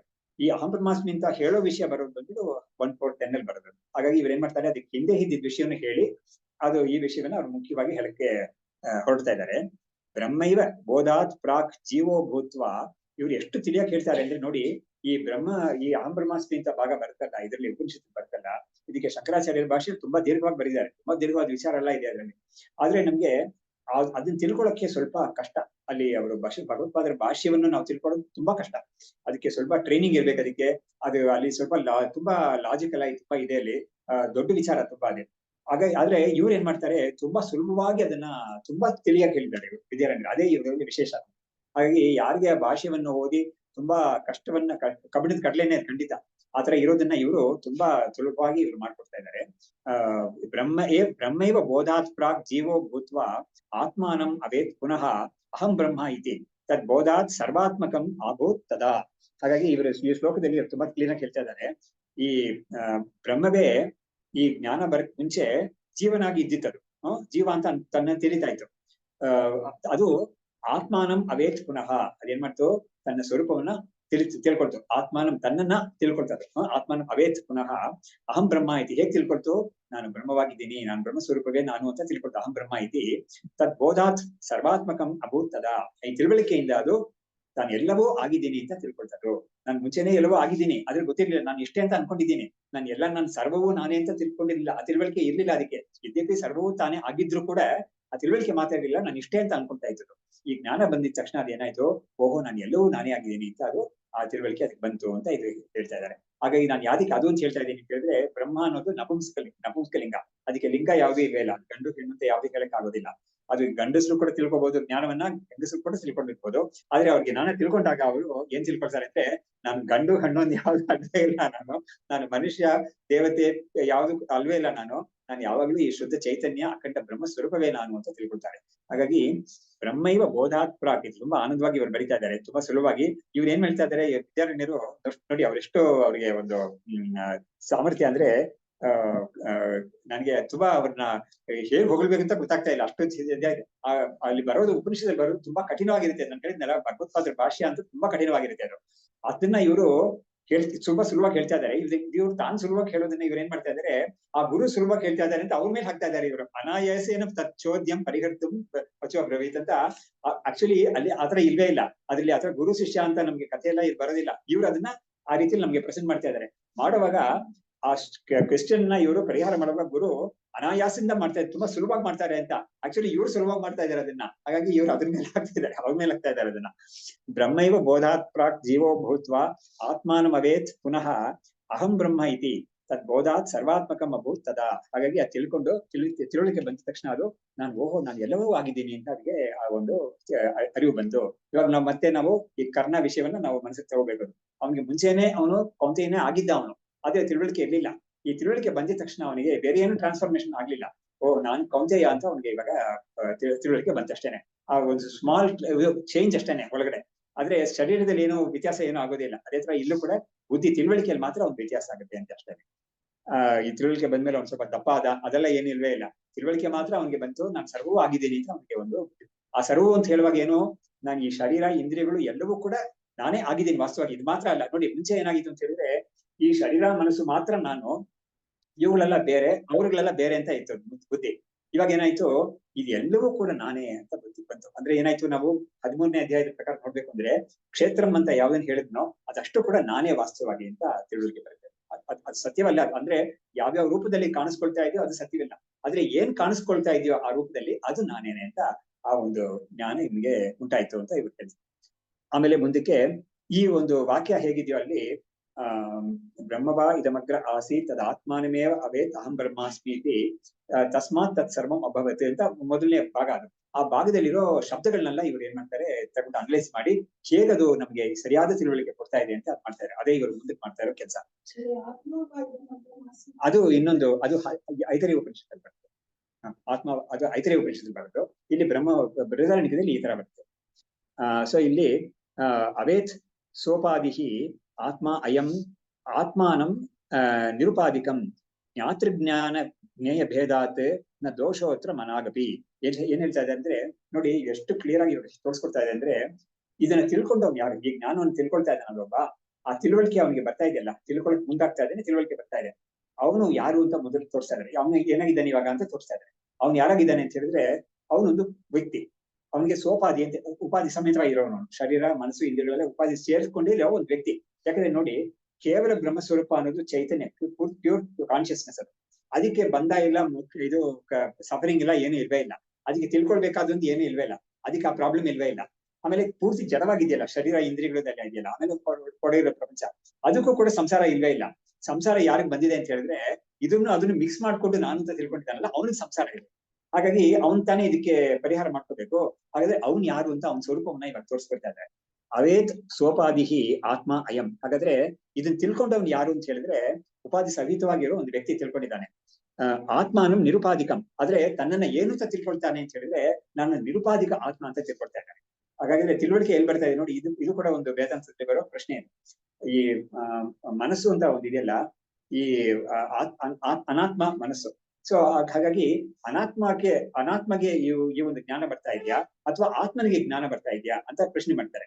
ಪ್ರಶ್ನೆ ಮಾಡಿದಾಗ ಏನು ಉತ್ತರ ಕೊಡ್ಬೇಕು ಅಂತ ಹೇಳಿದ್ರೆ, ಆತ್ಮನಿಗೂ ಜ್ಞಾನ ಬಂತು ಅಂತ ಹೇಳಕ್ಕಾಗಲ್ಲ, ಮನಸ್ಸಿಗೂ ಜ್ಞಾನ ಬಂತು ಅಂತ ಹೇಳಕ್ಕಾಗಲ್ಲ. ಈ ಆತ್ಮ ಮತ್ತು ಮನಸ್ಸಲ್ಲಿ ಯಾರು ತಾನು ಅಂತ ಬುದ್ಧಿ ಮಾಡ್ಕೊಂಡಿದ್ದಾನೋ ಅವನಿಗೆ ಜ್ಞಾನ ಬಂತು ಅಂತ ನಾವು ಹೇಳ್ಬೇಕು. ಹಾಗಾಗಿ ಇವರು ಅದನ್ನ ಬಿಡಿಸಿ ತೋರಿಸ್ತಾ ಇದ್ದಾರೆ. ಅವೇತ್ ಸೋಪಾದಿಹಿ ಆತ್ಮ ಅಯಂ. ಇವನ್ ಯಾರು ಅಂತ ಹೇಳಿದ್ರೆ ಇದನ್ನ ತಿಳ್ಕೊಳ್ತಾ ಇದ್ದಾನಲ್ಲ ಒಬ್ಬನು, ಅವ್ನು ಯಾರು ಅಂತ ಹೇಳಿದ್ರೆ ಶರೀರ ಇಂದ್ರಿಯಗಳೆಲ್ಲ ಕೂಡಿರೋ ಒಂದು ವ್ಯಕ್ತಿ ತಿಳ್ಕೊಳ್ತಾ ಇದ್ದಾನೆ. ಯಾವ ಆತ್ಮವನ್ನು ನಾನು ತಿಳ್ಕೊಳ್ತಾ ಇದ್ದೇನೆ ಅಂತ ಹೇಳಿದ್ರೆ ನಿರುಪಾಧಿಕವಾಗಿರೋ ಆತ್ಮ ಸ್ವರೂಪವೇ ನಾನು ಅಂತ ಅವ್ನು ತಿಳ್ಕೊಳ್ತಾ ಇದ್ದಾನೆ. ಅಂದ್ರೆ ಏನು, ಉಪಾಧಿ ಇಲ್ಲದೆ ಇರೋ ಕೇವಲ ಚೈತನ್ಯ ಸ್ವರೂಪ ನಾನು ಅಂತ ಅವ್ನ ತಿಳುವಳಿಕೆ ಬರ್ತಾ ಇದೆ. ಹಾಗಾಗಿ ಆತ್ಮಾನು ನಿರುಪಾಧಿಕಂ ಇದು ಜ್ಞಾನ ಜ್ಞೇಯ ಭೇದಾತ್ ನ ದೋಷವತ್ರ ಮನಾಗಪಿ. ಅದರಿಂದ ಇಲ್ಲಿ ಏನಾಗ್ತಾ ಇದೆ ಅಂದ್ರೆ ತಿಳ್ಕೊಳ್ಳೋನು ಒಬ್ಬ ಇದ್ದಾನೆ, ತಿಳಿಯಲ್ಪಡುವುದು ಒಂದಿದೆ, ಆಮೇಲೆ ತಿಳ್ಕೊಳ್ಳೋದು ಅಂತ ಒಂದು ಪ್ರೋಸೆಸ್ ಇದೆ. ಇದು ಮೂರು ಬೇರೆ ಬೇರೆ ಆಗಿರೋದ್ರಿಂದ ಇಲ್ಲಿ ಪ್ರಾಬ್ಲಮ್ ಏನಿಲ್ಲ. ಇವ್ರು ಯಾತಕ್ಕೆ ಇದನ್ನ ಹೇಳ್ತಾರೆ ಅಂದ್ರೆ, ಈ ಉಪನಿಷತ್ ವಾಕ್ಯದಲ್ಲಿ ಬ್ರಹ್ಮವು ತನ್ನನ್ನ ಬ್ರಹ್ಮ ಅಂತ ತಿಳ್ಕೊಳ್ತು ಅಂತ ಉಪನಿಷತ್ ವಾಕ್ಯ ಇದೆ. ಅದು ನೋಡಿದಾಗ ಇದೇನಪ್ಪಾ ಇದು ತಾನೇ ತನ್ನನ್ನ ತಿಳ್ಕೊಳ್ತು ಅಂತ ಹೇಳ್ತಾ ಇದಾರೆ, ಇದೇನು ಇದಕ್ಕೆ ಅರ್ಥ ಇಲ್ವಲ್ಲ ಅಂತ ಪ್ರಶ್ನೆ ಮಾಡ್ತಾರೆ ಯಾರಾದ್ರೂ ಅಲ್ವಾ. ಯಾರಿಗೂ ಪ್ರಶ್ನೆ ಬರುತ್ತೆ, ಅದು ತಾನೇ ತನ್ನನ್ನ ತಿಳ್ಕೊಳ್ತು ಅಂತ ಹೇಳ್ತಾ ಇದಾರಲ್ಲ, ಇದೇನಿದು, ಇದು ಸರಿ ಇಲ್ವಲ್ಲ ಇದು ಅಂತ ಪ್ರಶ್ನೆ ಬರುತ್ತೆ. ಆ ಪ್ರಶ್ನೆ ನಮ್ಗೆ ಬರುತ್ತೆ ಅನ್ನೋದನ್ನ ಇವರೇ ಮನಸ್ಸಲ್ಲಿ ಇಟ್ಕೊಂಡು ಏನ್ ಮಾಡ್ತಾ ಇದಾರೆ, ಅದಕ್ಕೆ ಇವರು ಪರಿಹಾರ ಕೊಡ್ತಾ ಇದ್ದಾರೆ. ಇಲ್ಲ ಆತರ ಅಲ್ಲ, ಇದು ತಿಳ್ಕೊಳ್ಳೋನು ಬೇರೆ, ಅಂದ್ರೆ ಆ ಪ್ರೋಸೆಸ್ ಅಲ್ಲಿ. ಆಮೇಲೆ ಯಾವ್ದನ್ನ ತಿಳ್ಕೊಳ್ತಾನೋ ಅದು ಬೇರೆ ಆಗಿದೆ. ಆಮೇಲೆ ತಿಳ್ಕೊಳ್ಳೋದು ಅಂತ ಒಂದು ಪ್ರೋಸೆಸ್ ಇದೆಯಲ್ಲ ಅದು ಬೇರೆ ಆಗಿದೆ. ಆಗಿರೋದ್ರಿಂದ ನಿನಗೆ ಆತರ ಒಂದು ಗೊಂದಲ ಇಲ್ಲ ಖಂಡಿತ ಇಲ್ಲಿ ಅಂತ ಬಿಡಿಸಿ ಹೇಳ್ತಾ ಇದ್ದಾರೆ. ಇವ್ರು ಹೇಳ್ದೆ ಹೋದ್ರೆ ನಮ್ಗೆ ಗೊಂದಲ ಬರ್ತಾ ಇತ್ತು ನಮ್ಗೆ. ಯಾಕಂದ್ರೆ ಉಪನಿಷತ್ ಏನ್ ಹೇಳ್ತಾ ಇದೆ, ಬ್ರಹ್ಮವು ತನ್ನನ್ನೇ ಬ್ರಹ್ಮ ಅಂತ ತಿಳ್ಕೊಳ್ತು ಆಮೇಲೆ ಸರ್ವಾತ್ಮ ಆಯ್ತು ಅಂತ ಹೇಳಿದಾಗ ಇದೇನಪ್ಪ, ಬ್ರಹ್ಮವು ಮುಂಚೆನೆ ಬ್ರಹ್ಮವೇ ಆಗಿದೆ, ಅದು ಅದ್ಯಾತಿಕ್ ತನ್ನನ್ನ ಬ್ರಹ್ಮ ಅಂತ ತಿಳ್ಕೊಬೇಕು, ಇದೇನಿದು ಅಂತ ನಮ್ಗೊಂದು ಪ್ರಶ್ನೆ ಬರುತ್ತೆ. ಆದ್ರೆ ಆತರ ಇಲ್ಲ. ಇಲ್ಲಿ ತಿಳ್ಕೊಳ್ಳುವಾಗ ಅದು ಏನಾಗಿದೆ ಅಂತ ಹೇಳಿದ್ರೆ ಅದು ಈ ಒಂದು ಜೀವ ಅಂತ ಒಂದು ಬುದ್ಧಿಯಿಂದ ಅದು ಈ ಮುಂದಾಗಿ ತಿಳುವಳಿಕೆ ಬರ್ತಾ ಇದೆ. ತಿಳುವಳಿಕೆ ಬಂದ ಮೇಲೆ ಅದಕ್ಕೆ ಏನ್ ಗೊತ್ತಾಗುತ್ತೆ ಅಂತ ಹೇಳಿದ್ರೆ, ನಾನು ಈ ಜೀವ ಅಲ್ವೇ ಇಲ್ಲ, ಅದು ನಾನು ಬ್ರಹ್ಮವೇ ಅಂತ ಗೊತ್ತಾಗುತ್ತೆ. ಅದು ಅದೇ ತಿಳ್ಕೊಳ್ಳೋ ಸಮಯದಲ್ಲಿ ಅದು ಈ ಜೀವ ಅಂತ ತನ್ನನ್ನು ತಿಳಿದಿದೆ, ಆ ಜೀವನೇ ಇದಕ್ಕೆ ಮುಂದಾಗೋದು ಅಂತ ಅವರು ಇದನ್ನ ಕ್ಲಾರಿಫೈ ಮಾಡ್ತಾ ಇದ್ದಾರೆ.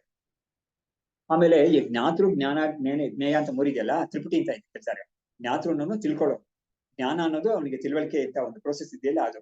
ಆಮೇಲೆ ಜ್ಞೇಯ ಅನ್ನೋದು ಯಾವ್ದನ್ನ ತಿಳ್ಕೊಳ್ತಾನೆ ಅನ್ನೋ ಅದು. ಇದು ಎಲ್ಲದರಲ್ಲೂ ಬರ್ತಾ ಇದೆ. ಇವಾಗ ಒಂದು ವ್ಯಕ್ತಿ, ಇವಾಗ ನಾನು ಒಂದು ವಸ್ತುವನ್ನ ನೋಡ್ತಾ ಇದ್ದೀನಿ ಅಂತ ಹೇಳಿದ್ರೆ ನಾನು ಜ್ಞಾತೃ ತಿಳ್ಕೊಳ್ಳೋನು. ಆ ವಸ್ತು ಅನ್ನೋದು ಜ್ಞೇಯ ಪದಾರ್ಥ. ನನಗೆ ಅದನ್ನ ತಿಳ್ಕೊಳ್ತಾ ಇದ್ದೀನಿ ಅಂತ ಒಂದು ಪ್ರೋಸೆಸ್ ಇದೆಯಲ್ಲ, ಅದಕ್ಕೆ ಬಂದು ಜ್ಞಾನ ಅಂತ ಹೇಳ್ತಾರೆ. ಜ್ಞಾತೃ ಜ್ಞಾನ ಜ್ಞೇಯಂ ಅಂತ. ಇದೆಲ್ಲ ಶಬ್ದಗಳು. ಈ ಶಬ್ದಗಳಿಗೆ ಅರ್ಥ ಗೊತ್ತಾಗ್ಬೇಕು ನಿಮ್ಗೆ ಅಷ್ಟೇ. ಇವಾಗ ಇದು ಮೂರನ್ನು ಕೂಡ ಹೇಗೆ ಅದು ಮೂರು ಕೂಡ ಬೇರೆ ಬೇರೆ ಅನ್ನೋದನ್ನ ಇವರು ಇವಾಗ ಮುಂದಕ್ಕೆ ತೋರಿಸ್ತಾರೆ. ಅವಿವಿಕ್ತಸ್ತು ದೇಹಾದ್ಯೈಹಿ ಆತ್ಮ ಭವತಿ ವೇದಿತ ವಿವಿಕ್ತಾತ್ಮ ವೇದಿತವ್ಯ ಧೀವೃತ್ತಿ ವೇದನಂ ಭವೇತ್. ಹಾಗಾದ್ರೆ ಏನಾಯ್ತು, ಜ್ಞಾತೃ ಯಾರು, ಜ್ಞಾನ ಯಾವುದು, ಜ್ಞೇಯ ಯಾವುದು ಅನ್ನೋದನ್ನ ಇವರು ಈ ಶ್ಲೋಕದಲ್ಲಿ ಹೇಳ್ತಾ ಇದ್ದಾರೆ ಅವರು. ಅದಕ್ಕೆ ಶಬ್ದವನ್ನು ಮಾತ್ರ ಸ್ವಲ್ಪ ವ್ಯತ್ಯಾಸ ಮಾಡಿದ್ದಾರೆ. ವೇದಿತ ಅನ್ನೋನು ತಿಳ್ಕೊಳ್ಳೋನು, ಆಮೇಲೆ ವೇದನಂ ಅನ್ನೋದು ತಿಳ್ಕೊಳ್ಳೋದು, ಆಮೇಲೆ ವೇದ್ಯ ಅನ್ನೋದು ಹೊರಗಡೆ ಇರೋ ವಸ್ತು. ಅಲ್ಲೇ ಜ್ಞಾತೃ ಜ್ಞಾನ ಜ್ಞೇಯ ಅನ್ನೋದಕ್ಕೆ ಅದಕ್ಕೆ ಶಬ್ದವನ್ನು ಮಾತ್ರ ಬೇರೆ ಮಾಡಿ ಇವರು ಶ್ಲೋಕಕ್ಕಾಗಿ ಅನುಕೂಲ ಮಾಡಿ ಹೇಳ್ತಾ ಇದ್ದಾರೆ. ಅವಿವಿಕ್ತಸ್ತು ದೇಹಾದ್ಯೈಹಿ ಆತ್ಮ ಭವತಿ ವೇದಿತ ಅಂದ್ರೆ ಏನಾಯ್ತು, ತಿಳ್ಕೊಳ್ಳೋನು ಅಂತ ಇದ್ದಾನಲ್ಲ ಅವನು ಯಾರಾಗಿದ್ದಾನೆ ಅಂತ ಹೇಳಿದ್ರೆ ಆ ಶರೀರಾದಿಗಳ ಜೊತೆಗೆ ಸೇರ್ಕೊಂಡಿದ್ದಾನಲ್ಲ ಒಬ್ಬ ಅವನು. ಹಾಗಾಗಿ ಶರೀರದಿಂದ ತನ್ನೇ ಬೇರೆ ಮಾಡ್ಕೊಳ್ದೆ ಇರೋನೊಬ್ಬ ಇದ್ದಾನಲ್ಲ ಅವನೇ ಇವಾಗ ಈ ತಿಳ್ಕೊಳ್ಳೋನು ಅಂತ ಹೇಳ್ತಾ ಇದ್ದಾರೆ. ಹಾಗಾಗಿ ಬ್ರಹ್ಮಕ್ಕೆ ನಿಜವಾಗ್ಲೂ ತಿಳ್ಕೊಳ್ಳೋನು ಅಂತ ಹೇಳಕ್ ಆಗೋದೇ ಇಲ್ಲ, ಯಾಕಂದ್ರೆ ಅದು ಕೇವಲ ಚೈತನ್ಯ ಸ್ವರೂಪ. ಹಾಗಾದ್ರೆ ತಿಳ್ಕೊಳ್ಳೋನು ಅಂತ ನಾವು ಒಂದು ಮನುಷ್ಯನ ಹೇಳ್ತೀವಲ್ಲ ಅವ್ನು ಯಾರು ಅಂತ ಹೇಳಿದ್ರೆ ಅವನು ಮನುಷ್ಯ, ಖಂಡಿತ ಜಡ ಅಲ್ಲ, ಅದು ಒಂದು ಹೆಣ ಅಲ್ಲ, ಅದು ಖಂಡಿತ ಅದ್ರೆ ಒಂದು ಮನುಷ್ಯ. ಆ ಮನುಷ್ಯ ಅಂದ್ರೆ ಏನ್ ಹೇಳ್ಬೇಕು ನಾವು, ಆತ್ಮ ಮತ್ತು ಅನಾತ್ಮ ಎರಡು ಸೇರ್ಕೊಂಡಿದ್ದಾನೆ ಮನುಷ್ಯ ಅಂತ ಹೇಳ್ಬೇಕು. ಶರೀರಾದಿಗಳ ಸೇರ್ಕೊಂಡಿರೋ ಒಂದು ವ್ಯಕ್ತಿಯಿಂದ ನಾವು ಮನುಷ್ಯ ಅಂತ ಹೇಳ್ತೀವಿ ಚೈತನ್ಯವನ್ನ. ಹಾಗಾಗಿ ಅವಿವಿಕ್ತಸ್ತು ದೇಹಾದ್ಯೈಹಿ ಅಂದ್ರೆ ದೇಹಾದಿಗಳಿಂದ ಬೇರೆ ಅಲ್ಲದೆ ಇರೋ ಒಂದು ವ್ಯಕ್ತಿ ಇದ್ದಾನಲ್ಲ ಆತ್ಮ ಭವತಿ ವೇದಿತ.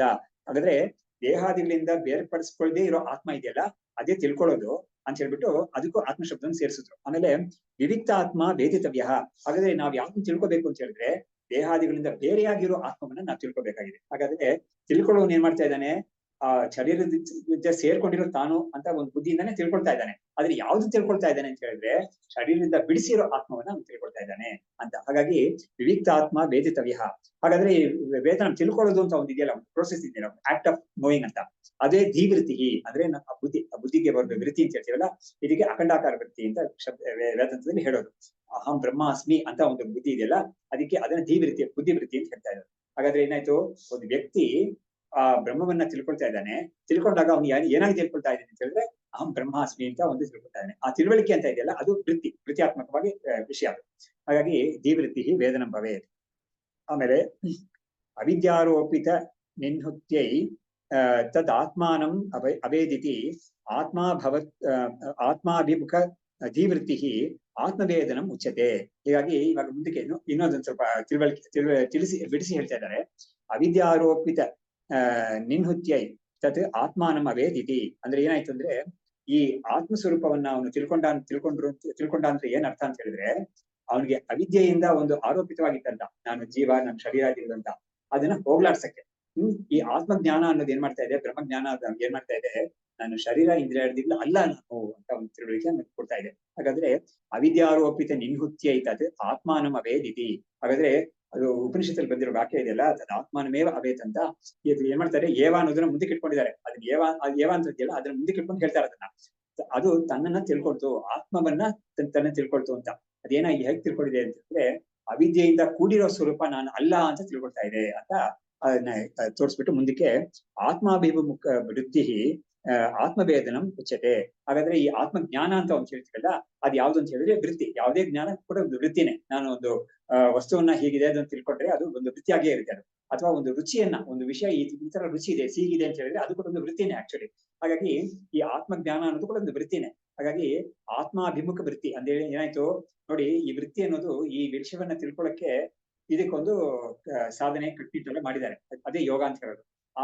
ಈ ಒಂದು ಸಮಯದಲ್ಲಿ ಅವ್ನು ತಿಳ್ಕೊಳ್ಳೋ ಸಮಯದಲ್ಲಿ ಒಬ್ಬ ಬಾಕಿ ವಿಷಯಗಳೆಲ್ಲ ಅವ್ನ ಮನಸ್ಸಲ್ಲಿ ಬಂದು ಸೇರ್ಕೊಳ್ಳದೆ ನೋಡ್ಕೋಬೇಕು ಅಷ್ಟೇನೆ, ಬೇರೆ ಇಲ್ಲ. ಯಾಕಂದ್ರೆ ಅವನಿಗೆ ಮನಸ್ಸು ಅನ್ನೋದು ವೃತ್ತಿಗಳು ಅಲ್ಲಿ ಹುಟ್ತಾನೆ ಇರುತ್ತೆ, ವೃತ್ತಿಗಳು ಬೇಕಾದಷ್ಟು.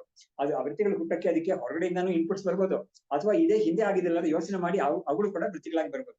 ಹಾಗಾಗಿ ಈ ಎರಡನ್ನೂ ಕೂಡ ಅವ್ನು ತಪ್ಪಿಸ್ಬೇಕು. ಅದಕ್ಕೆ ಈ ವಿಷಯ ಸ್ವಲ್ಪ ಕಷ್ಟವಾದ ಕೆಲಸ. ಅಂದ್ರೆ ತಿಳ್ಕೊಳ್ಳೋದು ಅಂತ ಒಂದಿದೆಯಲ್ಲ ಆ ವಿಷಯ ಕಷ್ಟವಾದ ಕೆಲಸ. ಕಷ್ಟ ಅಂದ್ರೆ ಏನಕ್ಕೆ ಅಂತ ಹೇಳಿದ್ರೆ ಫೋಕಸ್ ಮಾಡ್ಬೇಕು. ಬಾಕಿ ವಿಷಯಗಳಲ್ಲಿ ಅವನು ಮನಸ್ಸು ಹೋಗದೆ ಇರೋ ತರ ಹರಿದು ಹೋಗದೆ ಇರೋ ತರ ನೋಡ್ಕೋಬೇಕು. ಆಮೇಲೆ ಹಿಂದಿನ ವಿಷಯಗಳೆಲ್ಲ ಕೂಡ ಮತ್ತೆ ಅದು ಎದ್ಕೊಂಡು ಒಳಗಡೆ ಅವ್ನಿಗೆ ನೆನಪೆಲ್ಲ ಮಾಡೋದು ಬರ್ತಲ್ಲ, ಸ್ಮೃತಿ ಎಲ್ಲ ಬರ್ತಲ್ಲ, ಅದನ್ನು ಕೂಡ ಮಾಡದೆ ನೀನು ನೋಡ್ಕೋಬೇಕು. ಹಾಗಾಗಿ ಅಷ್ಟು ಇವ್ನು ಮಾಡ್ಕೋಬೇಕಾಗಿದೆ. ಅವಾಗ ಈ ಆತ್ಮವನ್ನು ಮಾತ್ರ ತಿಳ್ಕೊಳ್ಳಕ್ಕೆ ಅಂತ ಅವ್ನು ಮುಂದಾಗ್ತಾ ಇದೆಯಲ್ಲ ಬುದ್ಧಿ, ಅದು ವೃತ್ತಿ ಅನ್ನೋದು ಅದನ್ನೇ ಆತ್ಮಾಭಿಮುಖ ವೃತ್ತಿ ಅಂತ ಹೇಳ್ತಾ ಇದ್ದಾರೆ. ಹಾಗಾಗಿ ಅಖಂಡಾಕಾರ ವೃತ್ತಿ ಅಂದ್ರೆ ಅದಕ್ಕೆ ಆತ್ಮಾಕಾರ ವೃತ್ತಿ, ಅದಕ್ಕೆ ಬ್ರಹ್ಮಾಕಾರ ವೃತ್ತಿ ಅಂತೆಲ್ಲ ಬೇರೆ ಬೇರೆ ಹೆಸರುಗಳಿದೆ. ಆದ್ರೆ ಹಾಗಾಗಿ ಘಟಾಕಾರ ಪಟಾಕಾರ ಅಥವಾ ಏನೋ ಒಂದು ಸಿಹಿ ಆಕಾರ ಅಥವಾ ಕಹಿ ಆಕಾರ ಅಂತ ಇಲ್ಲದೆ, ಅಥವಾ ದುಃಖಾಕಾರ ಅಂತ ಇಲ್ಲದೆ ಈ ಮನಸ್ಸು ಏನ್ ಮಾಡ್ಬೇಕು ಆ ಸಮಯದಲ್ಲಿ ಆತ್ಮಾಕಾರವಾಗಿ ಮಾತ್ರ ಅದಾಗ್ಬೇಕು ಅಂತ. ಹಾಗಾಗಿ ಆತ್ಮಾಭಿಮುಖ ವೃತ್ತಿ ಆತ್ಮವೇದನ ಮುಚ್ಚತೆ. ಆ ವೃತ್ತಿಗೆನೆ ಆತ್ಮಜ್ಞಾನ ಅಂತ ಹೇಳುದು. ಆತ್ಮಜ್ಞಾನ ಅಂತ ಹೇಳಿದ್ರೆ ಇದು ಒಂದು ವೃತ್ತಿಯಾತ್ಮಕವಾದ ಒಂದು ವಿಷಯ ಇದು ಖಂಡಿತ ಅಂತ ಅದನ್ನ ತಿಳಿಸ್ತಾ ಇದ್ದಾರೆ. ಆಮೇಲೆ ಆತ್ಮಾನಂ ಏವ ತತ್ ಅವೇದಿತಿ ಉಕ್ತಾತ್ ಏವಕಾರತಃ ನಿರ್ಮಾಲ್ಯವತ್ ಪರಿತ್ಯಾಜ್ಯಂ ದೇಹಾದಿ ಇತಿ ಅವಗಮ್ಯತೆ. ಇವಾಗ ನೋಡಿ ಅವರು ಆ ವಾಕ್ಯದಲ್ಲಿ ಇರೋ ಒಂದೊಂದು ಶಬ್ದದಲ್ಲೂ ಆ ಶಬ್ದಕ್ಕೆ ಇರೋ ವೈಶಿಷ್ಟ್ಯವನ್ನು ಹೇಳ್ತಾ ಇದ್ದಾರೆ. ಯಾತಿಕ ಶಬ್ದ ಇದೆ, ಅದರಿಂದ ಏನ್ ನಮ್ಗೆ ಪ್ರಯೋಜನ ಆಗ್ತಾ ಇದೆ ಅಂತ. ಇವಾಗ ಏವ ಅಂತ ಹೋಗ್ತಿದೆ, ಆತ್ಮನೇವ ನೋಡಿ ಅಲ್ಲಿ ಏನ್ ಬಂದಿದೆ ಅಂದ್ರೆ ಆತ್ಮವನ್ನೇ ಅದು ತಿಳ್ಕೊಳ್ತು ಅಂತ ಬರ್ತಿದೆ. ಅವಾಗ ಆತ್ಮವನ್ನೇ ಅಂತ ಹೇಳಿದಾಗ ಏನಾಯ್ತು, ಆತ್ಮವನ್ನೇ ಅಂತ ಹೇಳಿದಾಗ ಅನಾತ್ಮವನ್ನು ಬಿಟ್ಟು ಆತ್ಮನ ಮಾತ್ರ ತಿಳ್ಕೊಳ್ತು ಅಂತ ಬರ್ಬೇಕು. ಅದಕ್ಕೆ ಹೇಳ್ತಾ ಇದಾರೆ ಆತ್ಮಾನಂ ಏವ ತತ್ ಅವೇದಿತಿ ಉಕ್ತಾತಿ ಹೇಳಿದ್ರಿಂದ ಆ ಏವಕಾರ ಹಾಕಿ ಹೇಳಿದ್ರಿಂದ ಏನ್ ನಮ್ಗೆ ಗೊತ್ತಾಗುತ್ತೆ ಅಂತ ಹೇಳಿದ್ರೆ, ನಿರ್ಮಾಲ್ಯವತ್ತೆ ಪರಿತ್ಯಾಜ್ಯಂ ದೇಹಾದಿ. ನಮ್ಗೆ ಹೇಗೆ ಪೂಜೆ ಮಾಡ್ಬಿಟ್ಟು ಮಾರನೇ ದಿವಸ ನಿರ್ಮಾಲ್ಯ ಅಂತ ಹೇಳ್ಬಿಟ್ಟು ಅದನ್ನೆಲ್ಲ ತೆಗೆದು ಹಾಕ್ಬಿಡ್ತೀವೋ, ಬೇರೆ ಹಾಕ್ಬಿಡ್ತೀವೋ, ಹಾಗೆ ಈ ಶರೀರಾದಿಗಳನ್ನ ನಾವು ನಿರ್ಮಾಲ್ಯ ತರ ನಾವು ಅದನ್ನ ಬಿಸಾಕ್ಬೇಕು, ತೆಗೆದಾಕ್ಬೇಕು ಆಚೆಗೆ ಅಂತ ಹೇಳ್ತಾ ಇದ್ದಾರೆ. ಅಂದ್ರೆ ಏನಾಯ್ತು, ಅದು ನಾನಲ್ಲ ಅಂತ ನಾವು ಅದನ್ನ ಬಿಡ್ಬೇಕು, ಅದ್ರಲ್ಲಿರೋ ನಾನು ಅಂತ ಬುದ್ಧಿಯನ್ನ ಬಿಡ್ಬೇಕು ಅಂತ ಹೇಳ್ತಾ ಇದ್ದಾರೆ. ಹಾಗಾಗಿ ನಿರ್ಮಾಲ್ಯವತ್ತೆ ಪರಿತ್ಯಾಜ್ಯಂ ದೇಹಾದಿ ಅವಗಮ್ಯತೆ. ಅದು ಎಲ್ಲಿಂದ ಗೊತ್ತಾಗುತ್ತೆ ಅಂದ್ರೆ ಅಲ್ಲಿ ಏವ ಅಂತ ಒಂದು ಶಬ್ದ ಹಾಕಿದ್ರಲ್ಲ ಅದರಿಂದ ಗೊತ್ತಾಗುತ್ತೆ. ಯಾಕಂದ್ರೆ ಆತ್ಮವನ್ನು ಮಾತ್ರ ತಿಳ್ಕೊಳ್ತು ಅಂತ ಹೇಳಿದ್ರೆ ಆತ್ಮನ ಜೊತೆಗೆ ಅನಾತ್ಮವನ್ನು ಸೇರಿಸಿ ತಿಳ್ಕೊಳ್ತು ಅಂತ ಅಲ್ಲ ಅದು. ಹಾಗಾಗಿ ಆತ್ಮವನ್ನು ಮಾತ್ರ ಅಂತ ಹೇಳಿದಾಗ, ಇದನ್ನ ಮಾತ್ರ ಅಂತ ಹೇಳಿದಾಗ ಇದು ಬಿಟ್ಟು ಇರೋ ಯಾವ್ದು ಅನಾತ್ಮ ಇದೆಯಲ್ಲ ಅದನ್ನ ಇದು ಬಿಟ್ಟು ತಿಳ್ಕೊಳ್ತಾ ಇದೆ ಅಂತ. ಹಾಗಾಗಿ ನಿರ್ಮಾಲ್ಯವತೆ ಪರಿತ್ಯಾಜ್ಯಂ ದೇಹಾದಿ ಅಂತ ಅಲ್ಲಿ ಕೂಡ ಇವರು ಚಮತ್ಕಾರ ತೋರಿಸ್ತಾ ಇದ್ದಾರೆ. ಇಷ್ಟೆಲ್ಲ ಉಪನಿಷತ್ತಲ್ಲಿ ಇಲ್ಲ, ಅಲ್ಲಿ ಭಗವತ್ಪಾದರ ಭಾಷೆಯಲ್ಲಿ ಕೂಡ ಅಷ್ಟೊಂದೆಲ್ಲ ಇಲ್ಲ. ಆದ್ರೆ ಇವರು ಅಷ್ಟು ಚೆನ್ನಾಗಿ ಅದನ್ನ ನಮ್ಗೆ ಮರದಟ್ಟು ತರ ಹೇಳ್ತಾ ಇದ್ದಾರೆ. ಯಾಜ್ಯಮಾನೇತು ದೇಹಾದೌ ಆತ್ಮ ಏವ ಏಕೋ ಅವಶಿಷ್ಯತೆ ಪರಿತ್ಯಕ್ತುಂ ಅಶಕ್ಯತ್ವಾತ್ ಆತ್ಮಾನಂ ನಿನ್ಹುತೆ ಅತ್ರ ಕಹ. ಹಾಗಾಗಿ ನೋಡಿ ಏನ್ ಪ್ರಶ್ನೆ ಬರುತ್ತೆ ಅಂತ ಅವ್ರು ಮೊದಲೇ ಹೇಳಿದ್ರು. ನೋಡು, ಬ್ರಹ್ಮವು ತನ್ನನ್ನೇ ತಾನು ತಿಳ್ಕೊಳ್ತು, ಬ್ರಹ್ಮವನ್ನೇ ತಿಳ್ಕೊಳ್ತು ಅಂತ ಹೇಳ್ತಿರಲ್ಲ, ಇದೇನೋ ಅರ್ಥ ಆಗ್ತಾ ಇಲ್ಲಪ್ಪ ಸರಿಯಾಗಿ. ಯಾಕಂದ್ರೆ ಬ್ರಹ್ಮವೇ ತಿಳ್ಕೊಳ್ತಾ ಇದೆ, ಆಮೇಲೆ ಬ್ರಹ್ಮವನ್ನೇ ತಿಳ್ಕೊಳ್ತಾ ಇದೆ, ಆಮೇಲೆ ಒಂದು ತಿಳುವಳಿಕೆ ಅಂತ ಬರ್ತಾ ಇದೆ, ಅದು ಅಹಂ ಬ್ರಹ್ಮಾಸ್ಮಿ ಅಂತ ವೃತ್ತಿ ಬೇರೆ ಹೇಳ್ತಾ ಇದ್ದಾರೆ. ಇದೆಲ್ಲವೂ ಬ್ರಹ್ಮ ಅಂತ ಹೇಳಿದ್ರೆ ನಮ್ಗೆ ಏನೋ ಸ್ವಲ್ಪ ಕಷ್ಟ ಆಗ್ತಾ ಇದೆ ಅಂತ ಹೇಳಿ ಅದೇ ಪ್ರಾಬ್ಲಮ್ ಮೊದಲಿಟ್ರು. ಅದಕ್ಕೆ ಪರಿಹಾರನ ಹೇಳ್ಕೊಂಡ್ ಬಂದ್ರು. ಇವಾಗ ಕೊನೆಯಲ್ಲಿ ಅದನ್ನ ಹೇಳ್ತಾ ಇದ್ದಾರೆ. ಈ ಶಬ್ದಗಳೆಲ್ಲ ಬಿಡಿಸಿ ಹೇಳಿದ್ಮೇಲೆ ಇವ್ರು ಹೇಳ್ತಾ ಇದ್ದಾರೆ, ಇದೇ ಚಮತ್ಕಾರ ನೋಡಿ. ತ್ಯಾಜ್ಯಮಾನೇತು ದೇಹಾದೌ ಆತ್ಮ ಏವ ಏಕೋ ಅವಶಿಷ್ಯತೆ. ಅವಾಗ ಏನಾಯ್ತು, ಶರೀರಾದಿಗಳೆಲ್ಲ ಬಿಟ್ಟಾಗ ಆತ್ಮ ಒಂದೇ ಒಂದು ಮಾತ್ರ ಉಳ್ಕೊಳ್ಳುತ್ತೆ, ಅದನ್ನೇ ಅದು ಬ್ರಹ್ಮವಾಗಿ ತಿಳ್ಕೊಳ್ತು ಅಂತ ಇದೆ. ಹಾಗಾಗಿ ಅದನ್ನ ಪರಿತ್ಯಕ್ತು ಅಶಕ್ಯತ್ವಾತ್, ಈ ಆತ್ಮವನ್ನ ಬಿಡಕ್ ಆಗೋದಿಲ್ಲ. ನಾನು ಅಲ್ಲದೆ ಇರೋದನ್ನೆಲ್ಲ ಬಿಡ್ಬೋದು, ನಾನು ನನ್ನನ್ನೇ ಮಾತ್ರ ಬಿಡಕ್ಕಾಗುತ್ತಿಲ್ಲ. ಏನೇ ನೀನ್ ಪ್ರಯತ್ನ ಮಾಡಿದ್ರು ಕೂಡ ನೀನ್ ಅಲ್ಲದೆ ಇರೋದನ್ನೆಲ್ಲ ಬಿಡ್ಬೋದು, ನೀನು ನಾನು ಅಲ್ಲ ಅಂತ ತ್ಯಜಿಸ್ಬೋದು, ಆದ್ರೆ ನಿನ್ನನ್ನ ಮಾತ್ರ ನೀನು ತ್ಯಜಿಸಕ್ ಆಗೋದೇ ಇಲ್ಲ, ನಾನು ಅಲ್ಲ ಅಂತ. ಹಾಗಾಗಿ ಯಾಕಂದ್ರೆ ತ್ಯಜಿಸೋನೇ ಇವನು. ಹಾಗಾಗಿ ಇವನು ಯಾರೋ ತ್ಯಜಿಸ್ತಾರೆ ಅಂತ ಹೇಳಿದ್ರೆ ಅವ್ನು ಬೇರೆ ಯಾರೋ ಇರ್ಬೇಕು, ಇದು ಅನವಸ್ಥಾ ಅಂತ ಹೇಳ್ತಾರೆ, ಆ ದೋಷ ಬರುತ್ತೆ ಅದು. ಹಾಗಾಗಿ ಎಲ್ಲವನ್ನೂ ಇಲ್ಲ ಅಂತ ಮಾಡೋನು ಕೊನೆಯಲ್ಲಿ ತಾನು ಮಾತ್ರ ಇಲ್ಲದೆ ಹೋಗೋದೇ ಇಲ್ಲ, ಅವ್ನು ಉಳ್ಕೊಳ್ತಾನೆ. ಯಾಕಂದ್ರೆ ತನ್ನನ್ನ ಅಲ್ಲ ಅಂತ ಹೇಳ್ಕೊ ಬೇರೆ ಯಾರು ಇಲ್ವೇ ಇಲ್ಲ.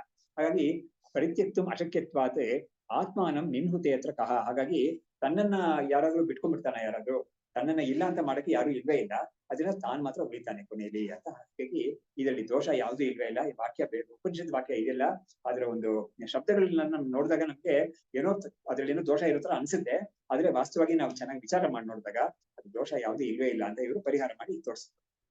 ಅಹಂ ಬ್ರಹ್ಮಾಸ್ಮಿ ನೋ ಜೀವಃ ಇತಿ ಅವೇತ್ ಬ್ರಹ್ಮರೂಪತಾಂ ಶೋಧಿತಸ್ಯ ಅಹಮರ್ಥಸ್ಯ ಯುಜ್ಯತೆ ಬ್ರಹ್ಮರೂಪತ. ಇವಾಗ ಅದು ಹೇಗ್ ತಿಳ್ಕೊಳ್ತು ಅಂತ, ಏನಾಗಿ ತನ್ನ ತಿಳ್ಕೊಳ್ತು ಅಂತ ಉಪನಿಷತ್ತಲ್ಲಿ ಬರ್ತಾರೆ. ಅಹಂ ಬ್ರಹ್ಮಾಸ್ಮಿ ಅಂತ ತಿಳ್ಕೊಳ್ತಾ ಇದ್ರು ಅಂತ. ಹಾಗಾಗಿ ನೋ ಜೀವಃ ಇತಿ ಅವೇತ್ ಬ್ರಹ್ಮರೂಪತಾಂ, ಹಾಗಾಗಿ ನಾನ್ ಬ್ರಹ್ಮವೇ, ಜೀವ ಅಲ್ಲ ಅಲ್ಲೋ ಅಂತ ತಿಳ್ಕೊಳ್ತು ಅಂತ. ಹಾಗಾಗಿ ಇದು ಅಪರೋಕ್ಷಾನುಭೂತಿ ಅಂತ ಕಡೆ ಎಲ್ಲ ಕೆಲವು ಕಡೆ ಶ್ಲೋಕಗಳೇ ಬರ್ತಾ ಇದ್ದಾರೆ. ಹಾಗಾಗಿ ನಾಹಂ ದೇಹೋ ಅಂತ ಬರ್ತಿದ್ರು, ನಾಹಂ ದೇಹೋ ಆತ್ಮೈವ ಅಂತ ಶ್ಲೋಕಗಳೇ ಬರ್ತಿದ್ರು. ಆತರ ಇಲ್ಲೂ ಕೂಡ ಅಹಂ ಬ್ರಹ್ಮಾಸ್ಮಿ ನೋ ಜೀವಃ, ನಾನು ಬ್ರಹ್ಮವೇ ಆಗಿದ್ದೀನಿ, ಜೀವ ಅಲ್ಲ ನಾನು ಇತಿ ಅವೇತ್ ಬ್ರಹ್ಮರೂಪತಾಂ. ಹೀಗೆ ಅದು ಬ್ರಹ್ಮ ಸ್ವರೂಪವನ್ನ ತಾನು ಬ್ರಹ್ಮವೇ ಆಗಿರೋದನ್ನ ತಿಳ್ಕೊಳ್ತಾ ಅದು ಬ್ರಹ್ಮರೂಪತಾಂ ಅವೇತೆ. ಅದ್ ಯಾವ್ದಕ್ಕೆ ಬರುತ್ತೆ ಅಂತ ಹೇಳಿದ್ರೆ ಶೋಧಿತಸ್ಯ ಅಹಮರ್ಥಸ್ಯ ಯುಜ್ಯತೆ ಬ್ರಹ್ಮರೂಪತ.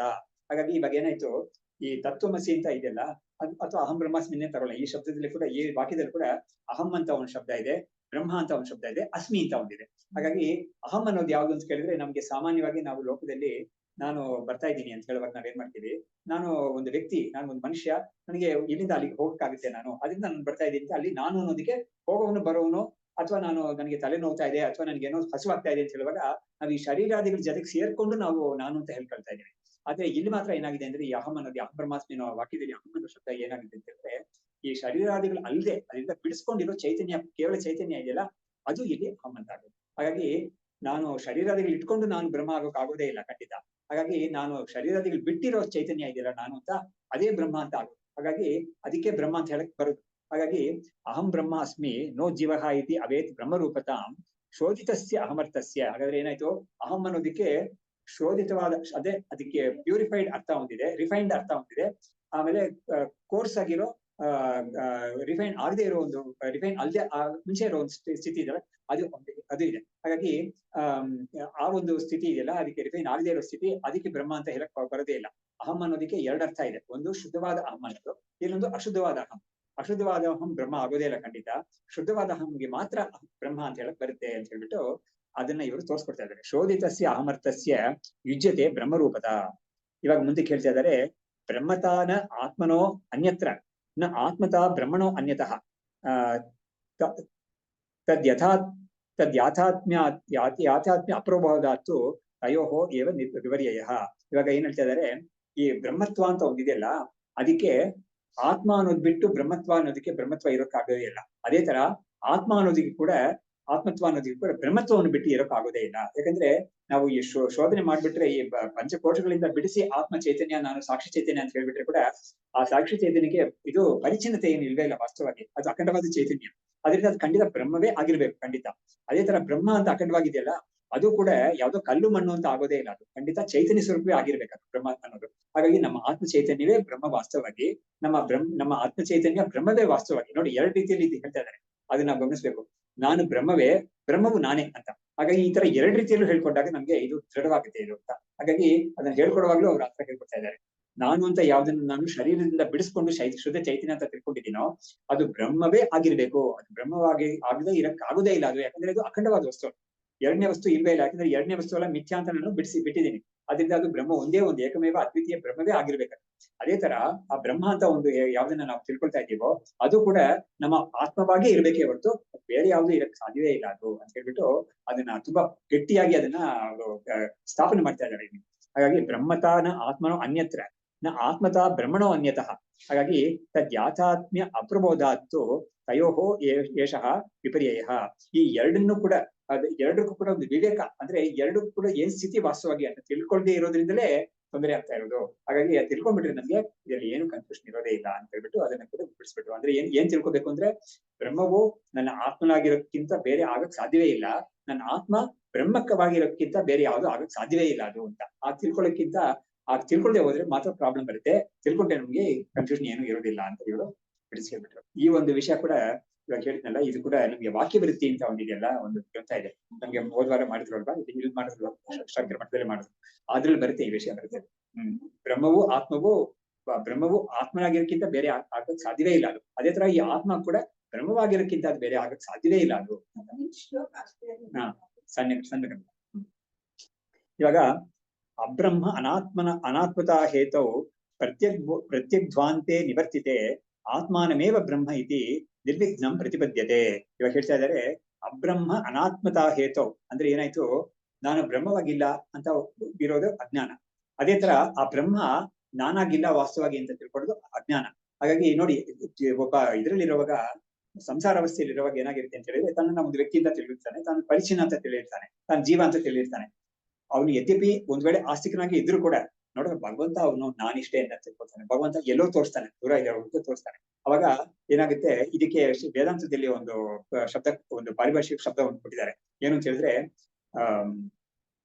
ಪರೋಕ್ಷತ್ವ ಭ್ರಮ. ಅಂದ್ರೆ ಬ್ರಹ್ಮವು ನನ್ನಿಂದ ಬೇರೆ ಅದು ಅಂತ ಒಂದು ಭ್ರಮೆ ಇರುತ್ತೆ. ಅದೇ ಜೊತೆಗೆ ತನ್ನ ವಿಷಯಕ್ಕೆ ಪರಿಚ್ಛಿನ್ನತ್ವ ಭ್ರಮ ಎರಡೂ ಇರುತ್ತೆ. ತಾನು ಪರಿಚ್ಛಿನ್ನವಾದ ಇಷ್ಟೇ ವ್ಯಕ್ತಿ ನಾನು ಅಂತ ಒಂದು ಭ್ರಮೆ ಇರುತ್ತೆ. ಜೊತೆಗೆ ಆ ಬ್ರಹ್ಮವು ನನಗಿಂತ ಬೇರೆ ಅಂದ್ರೆ ಪರೋಕ್ಷ ಅಂತ. ಸೊ ಬ್ರಹ್ಮವು ನನಗಿಂತ ಬೇರೆ ಅಂತ ಒಂದು ಭ್ರಮೆ ಇರುತ್ತೆ, ಮತ್ತು ನಾನು ಪರಿಚ್ಛಿನ್ನನಾಗಿದೆ ಅಂತ ಭ್ರಮೆ ಇರುತ್ತೆ. ಈ ಎರಡು ಭ್ರಮೆಯನ್ನು ಸೇರ್ಕೊಂಡೇ ಒಬ್ಬ ಸಂಸಾರದಲ್ಲೇ ಇರ್ತಾ ಇರ್ತಾನೆ. ಹಾಗಾಗಿ ಈ ಅಹಂ ಬ್ರಹ್ಮಾಸ್ಮಿ ಅನ್ನೋದು ಏನ್ ಮಾಡುತ್ತೆ, ಆ ಎರಡು ಭ್ರಮೆಯನ್ನು ಒಂದೇಟಿಗೆ ತೆಗೆದಾಕ್ತದೆ. ಹಾಗಾಗಿ ನಾನು ಅಖಂಡ ಬ್ರಹ್ಮವಾಗಿದ್ದೀನಿ, ನಾನು ಇದು ಸರ್ವಾತ್ಮವಾಗಿದ್ದೀನಿ ಅಂತ ಹೇಳಿದಾಗ ಏನಾಯ್ತು, ನನ್ನ ಪರಿಚ್ಛಿನ್ನತ್ವ ಭ್ರಮ ಅಂತ ಹೋಯ್ತು. ಆಮೇಲೆ ನಾನು ಆ ಬ್ರಹ್ಮವಾಗಿದ್ದೀನಿ ಅಂತ ಹೇಳಿದಾಗ ಏನಾಯ್ತು, ಆ ಬ್ರಹ್ಮ ಪರೋಕ್ಷವಾಗಿದೆ ಅಂತ ಅದು ಹೋಯ್ತು. ಹಾಗಾಗಿ ಆ ಎರಡೂ ರೀತಿಯಾದ ಭ್ರಮೆ ಅನ್ನೋದು ಹೋಗುತ್ತೆ ಇದರಿಂದ ಅಂತ ಇವರು ತೋರಿಸ್ಕೊತಾ ಇದ್ದಾರೆ. ಅಬ್ರಹ್ಮ ಅನಾತ್ಮತಾ ಹೇತವು ಪ್ರತ್ಯಗ್ಧ್ವಾಂತೆ ನಿವರ್ತಿತೆ. ಅದು ಎರಡಕ್ಕೂ ಕಾರಣ ಏನು ಅಂತ ಹೇಳಿದ್ರೆ, ಅಂದ್ರೆ ನಾನು ಪರಿಚ್ಛಿನ್ನನಾಗಿದ್ದೀನಿ ಅಂತ ಒಂದು ಭ್ರಮೆ, ಮತ್ತು ಆ ಬ್ರಹ್ಮ ಬೇರೆ ಆಗಿದೆ ಅಂತ ಒಂದು ಭ್ರಮೆ, ಅದು ಬೇರೆ ದೂರದಲ್ಲೆಲ್ಲೋ ಇದೆ ಅಂತ ಒಂದು ಭ್ರಮೆ. ಯಾಕೆ ದೂರ ಅದೇ ಹೊತ್ತಲ್ಲಿ ಕೂಡ ಹಾಡೆಲ್ಲ ಬರ್ತಾನೆ, ಅಲ್ಲೂ ಕೂಡ ಇದೇ ವಿಷಯನೇ ಇದು. ಹಾಗಾಗಿ ನೀನ್ ತುಂಬಾ ದೂರ ಆಗ್ಬಿಟ್ಟಿದೆ ನನ್ಗಿಂತ ಅಂತ ಎಲ್ಲ ಹೇಳೋ ಹಾಡೆಲ್ಲ ಇದೆಯಲ್ಲ, ಭಕ್ತಿ ಹಾಡಲ್ಲ, ಅದು ಕೂಡ ಇದೇ ತಾತ್ಪರ್ಯ. ನೀನು ದೂರ ಇರಬಾರ್ದು, ನಾನೇ ಆಗ್ಬೇಕು ಅಂತ ಆ ಶಬ್ದ ಅವ್ರು ಹಾಕದೆ ಹೋದ್ರು ಕೂಡ ವಿಷಯ ಇದೇನೆ, ವಿಷಯ ಅಷ್ಟೇನೆ. ಹಾಗಾಗಿ ನಾನು ಬ್ರಹ್ಮವಾಗಿಲ್ಲ, ನಾನು ಪರಿಚ್ಛಿನ್ನನಾಗಿದ್ದೀನಿ ಅಂತ ಒಂದು ಬುದ್ಧಿ, ಮತ್ತು ಅದು ಅನಾತ್ಮವಾಗಿದೆ, ಅದು ಬೇರೆ ಆಗಿದೆ ಅಂತ ಬುದ್ಧಿ. ಎರಡು ಕೂಡ ಅಜ್ಞಾನದಿಂದ ಉಂಟಾಗಿರೋದು ಅಂತ ಹೇಳ್ತಾ ಇದ್ದಾರೆ. ಪ್ರತ್ಯಗ್ಧ್ವಾಂತೆ ನಿವರ್ತಿತೆ. ಅಜ್ಞಾನದಿಂದಲೇ ಎರಡು ರೀತಿಯಾದ ಭ್ರಮೆ ಬರೋದು. ಅದು ಎರಡು ಹೋಯ್ತು ಅಂತ ಹೇಳಿದ್ರೆ, ಅಜ್ಞಾನ ಹೋಯ್ತು ಅಂತ ಹೇಳಿದ್ರೆ ಆತ್ಮಾನಮೇವ ಬ್ರಹ್ಮ ಇತಿ ನಿರ್ವಿಘ್ನಂ ಪ್ರತಿಪದ್ಯತೆ. ಹಾಗಾಗಿ ತಾನು ತನ್ನ ಸ್ವರೂಪವನ್ನ ನಾನು ಬ್ರಹ್ಮವೇ ಅಂತ ಅವನು ಯಾವುದೇ ಒಂದು ತಡೆ ಇಲ್ಲದೆ ಅವನು ತಿಳ್ಕೊಳ್ತಾನೆ ಅಂತ ಹೇಳಿ. ಹಾಗಾಗಿ ಅಹಂ ಬ್ರಹ್ಮಾಸ್ಮಿ ಅನ್ನೋದು ಮೂರೇ ಶಬ್ದ, ಆದ್ರೂ ಕೂಡ ಅದಕ್ಕೆ ಎಷ್ಟೊಂದು ವಿವೇಕ ಹೇಳ್ಬೇಕಾಗಿದೆ ಅಲ್ವಾ. ಆ ಶಬ್ದವನ್ನ ಆ ಶಬ್ದಕ್ಕೆ ಇರೋ ಅರ್ಥವನ್ನ ಸರಿಯಾಗಿ ತಿಳ್ಕೊಬೇಕು. ಆಮೇಲೆ ಹೇಗೆ they are all placed with each other ಅದನ್ನು ತಿಳ್ಕೊಬೇಕು ನಮ್ಗೆ. ಸೊ ಮುಖ್ಯವಾಗಿ ವಿಷಯ ಇದಿಲ್ಲ ಏನು ಅಂತ ಹೇಳಿದ್ರೆ, ಸಂಸಾರ ಅವಸ್ಥೆಯಲ್ಲಿ ಇರುವಾಗ ಒಬ್ಬನಿಗೆ ಎರಡು ರೀತಿಯಾದ ಭ್ರಮೆ ಇರುತ್ತೆ. ನಾನು ಪರಿಚ್ಛಿನ್ನ, ನಾನು ಇಷ್ಟೇ ಎಂದೆ ಅಂತ ಒಂದು ಭ್ರಮೆ ಇರುತ್ತೆ. ಆಮೇಲೆ ಆ ಭ್ರಮವು ಬೇರೆ ಎಲ್ಲೋ ಇದೆ, ಅದು ದೂರ ಇದೆ, ನನ್ನಿಂದ ಬೇರೆ ಅದು ಅಂತ ಒಂದು ಭ್ರಮೆ ಇರುತ್ತೆ. ಈ ಎರಡು ಭ್ರಮೆಯನ್ನು ಕೂಡ ಈ ಒಂದು ಅಹಂ ಬ್ರಹ್ಮಾಸ್ಮಿ ಅಂತ ಒಂದು ಜ್ಞಾನದಿಂದ ಹೋಗುತ್ತೆ ಅಂತ ಇವರು ತೋರಿಸ್ತಾರೆ. ಮುಂದಕ್ಕೆ ನಿವರ್ತ್ಯ ಭೇದಾತ್ ಭಿನ್ನೋರ್ಥೋ ಬ್ರಹ್ಮಾಹಂ ಪದಯೋ ಭವೇತ್ ಅಬ್ರಹ್ಮ ಅನಾತ್ಮನೋಹೋ ವಾರ್ಯೆ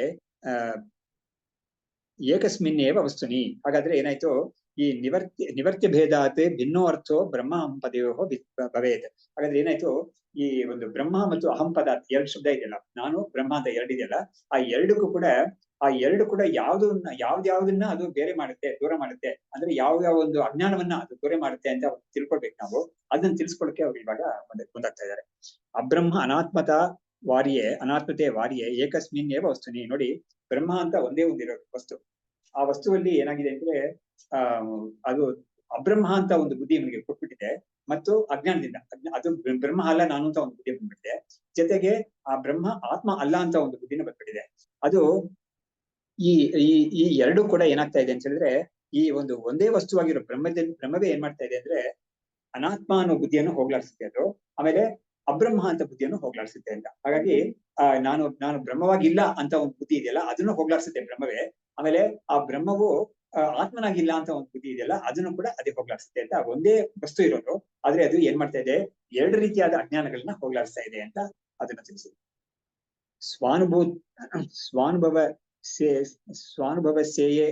ಸ್ವಾನುಭೂತಿ ಅವಸೇಯೇ ಅಸ್ಮಿನ್ ಪ್ರತೀಚಿ ಅಬ್ರಹ್ಮತಾಂ ಜನಾಃ ಆರೋಪ್ಯ ಶಾಸ್ತ್ರಗಮ್ಯೆ ಅಸ್ಮಿನ್ ಅನಾತ್ಮತ್ವಂ ಅಕಲ್ಪಯನ್.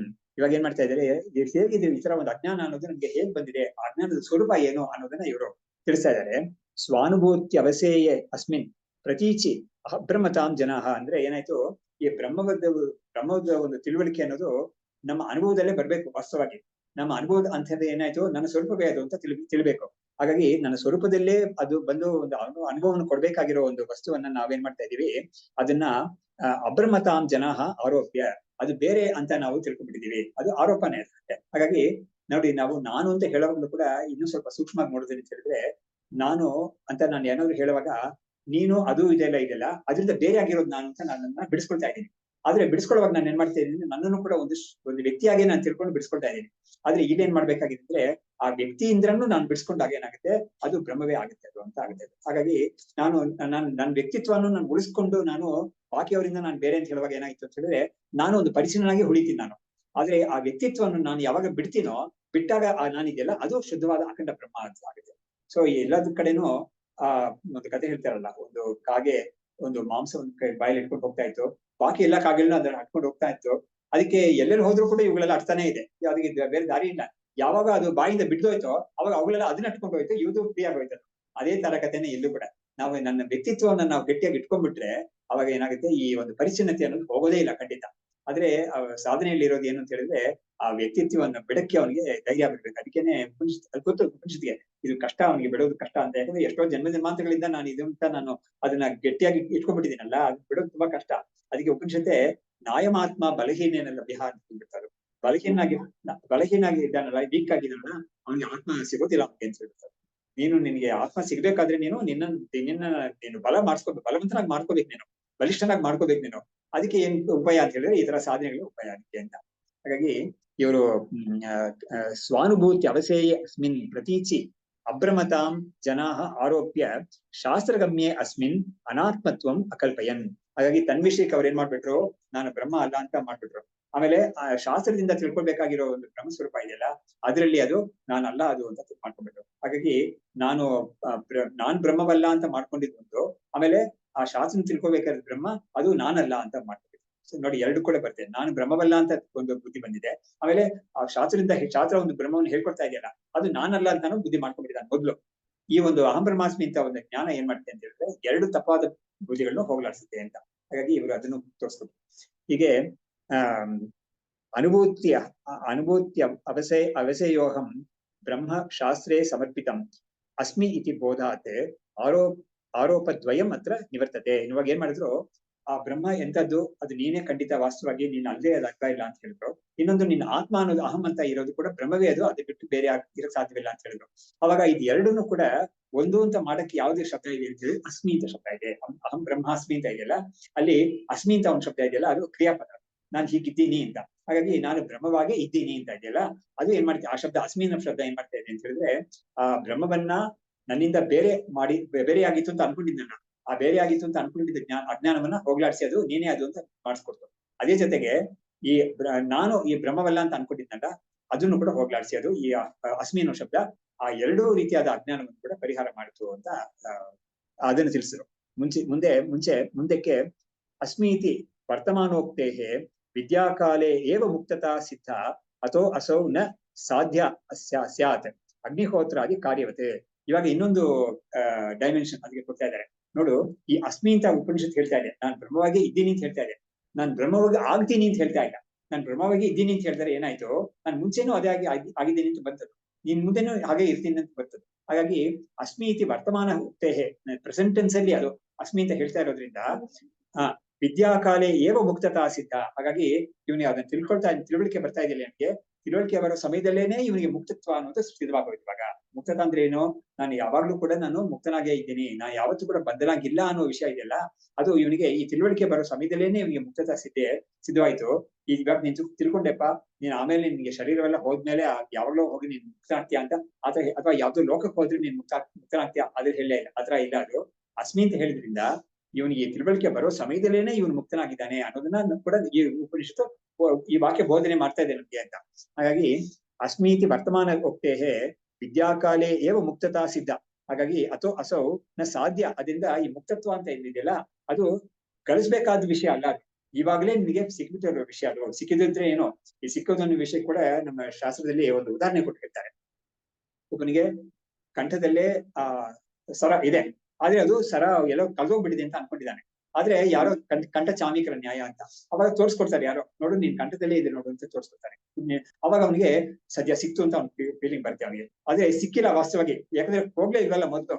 ಆದ್ರೆ ಕೂಡ ಅವನಿಗೆ ಬರೋದೇನು ಮನಸ್ಸಿಗೆ ಬರೋದೇನಂದ್ರೆ ಸದ್ಯ ಸಿಕ್ತಪ್ಪ ಅಂತ ಅನ್ಕೊಳ್ತಾನ ಅವನು, ಆದ್ರೆ ಹೋಗ್ಲೇ ಇಲ್ಲ ಮೊದ್ಲು. ಹಾಗಾಗಿ ಅದನ್ನೇ ಇಲ್ಲಿ ಅಪ್ರಾಪ್ತಸ್ಯ ಪ್ರಾಪ್ತಂ ಅಂತ. ಹಾಗಾಗಿ ಇದು ಪ್ರಾಪ್ತ ಮುಂಚೆನೆ ಅಂದ್ರೆ ಇವನಿಗೆ ಪ್ರಾಪ್ತವೇ ಆಗಿರುವುದನ್ನು, ಹಾಗಾಗಿ ಅದನ್ನು ನಿಜವಾಗ್ಲೂ ಪ್ರಾಪ್ತವಾಗಿರೋದನ್ನು ಅದನ್ನ ಇವನು ಹೊಸದಾಗಿ ಸಿಗೋ ತರ ಇವ್ನು ಅನ್ಕೊಳ್ತಾನೆ ಅಷ್ಟೇನೆ ಅಂತ.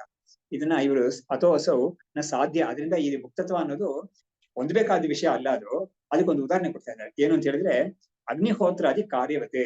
ಇವಾಗ ನೋಡಿ, ಅಗ್ನಿಹೋತ್ರ ಇವಾಗ ಇಲ್ಲಿ ಮಾಡ್ತಾನೆ, ಆದ್ರೆ ಅದಕ್ಕೆ ಅವ್ನಿಗೆ ಸ್ವರ್ಗ ಯಾವಾಗ ಸಿಗುತ್ತೆ, ಕಾಲಾಂತರದಲ್ಲಿ ಸ್ವರ್ಗ ಸಿಗುತ್ತೆ ಅವನಿಗೆ. ಹಾಗಾಗಿ ಅಗ್ನಿಹೋತ್ರ ಏನು ಇವಾಗ ಮಾಡ್ತಾ ಇದ್ದಾನೆ, ಅದಕ್ಕೆ ಅದ್ರ ಫಲ ಏನು ಸ್ವರ್ಗ, ಅದು ಸ್ವರ್ಗ ಅವನಿಗೆ ಕಾಲಾಂತರದಲ್ಲಿ ಸಿಗುತ್ತೆ.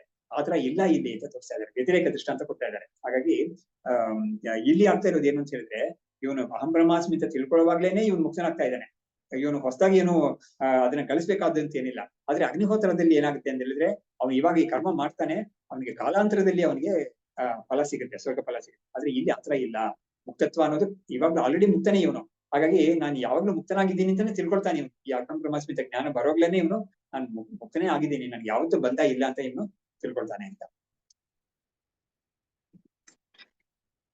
ಮುಂದಕ್ಕೆ ಸರ್ವಾತ್ಮ ಅಂತ ಒಂದಿದೆಯಲ್ಲ, ತಸ್ಮಾತ್ ಸರ್ವಂ ಭವತಿ ಅಂತ, ಎಲ್ಲವೂ ಆಗ್ತೀನಿ ಅಂತ ಆ ವಿಷಯವನ್ನ ಆ ಚಾಪ್ಟರ್ ತಗೊಳ್ತಾ ಇದ್ದಾರೆ. ಆ ಭಾಗವನ್ನ ನಾವು ದಿನ ಇಲ್ಲ ಸರ್ವಂ ಕಲ್ವಿದಂ ಬ್ರಹ್ಮ ಅಂತ ಇದೆ, ಖಂಡಿತ ಅದು ಇದೆ.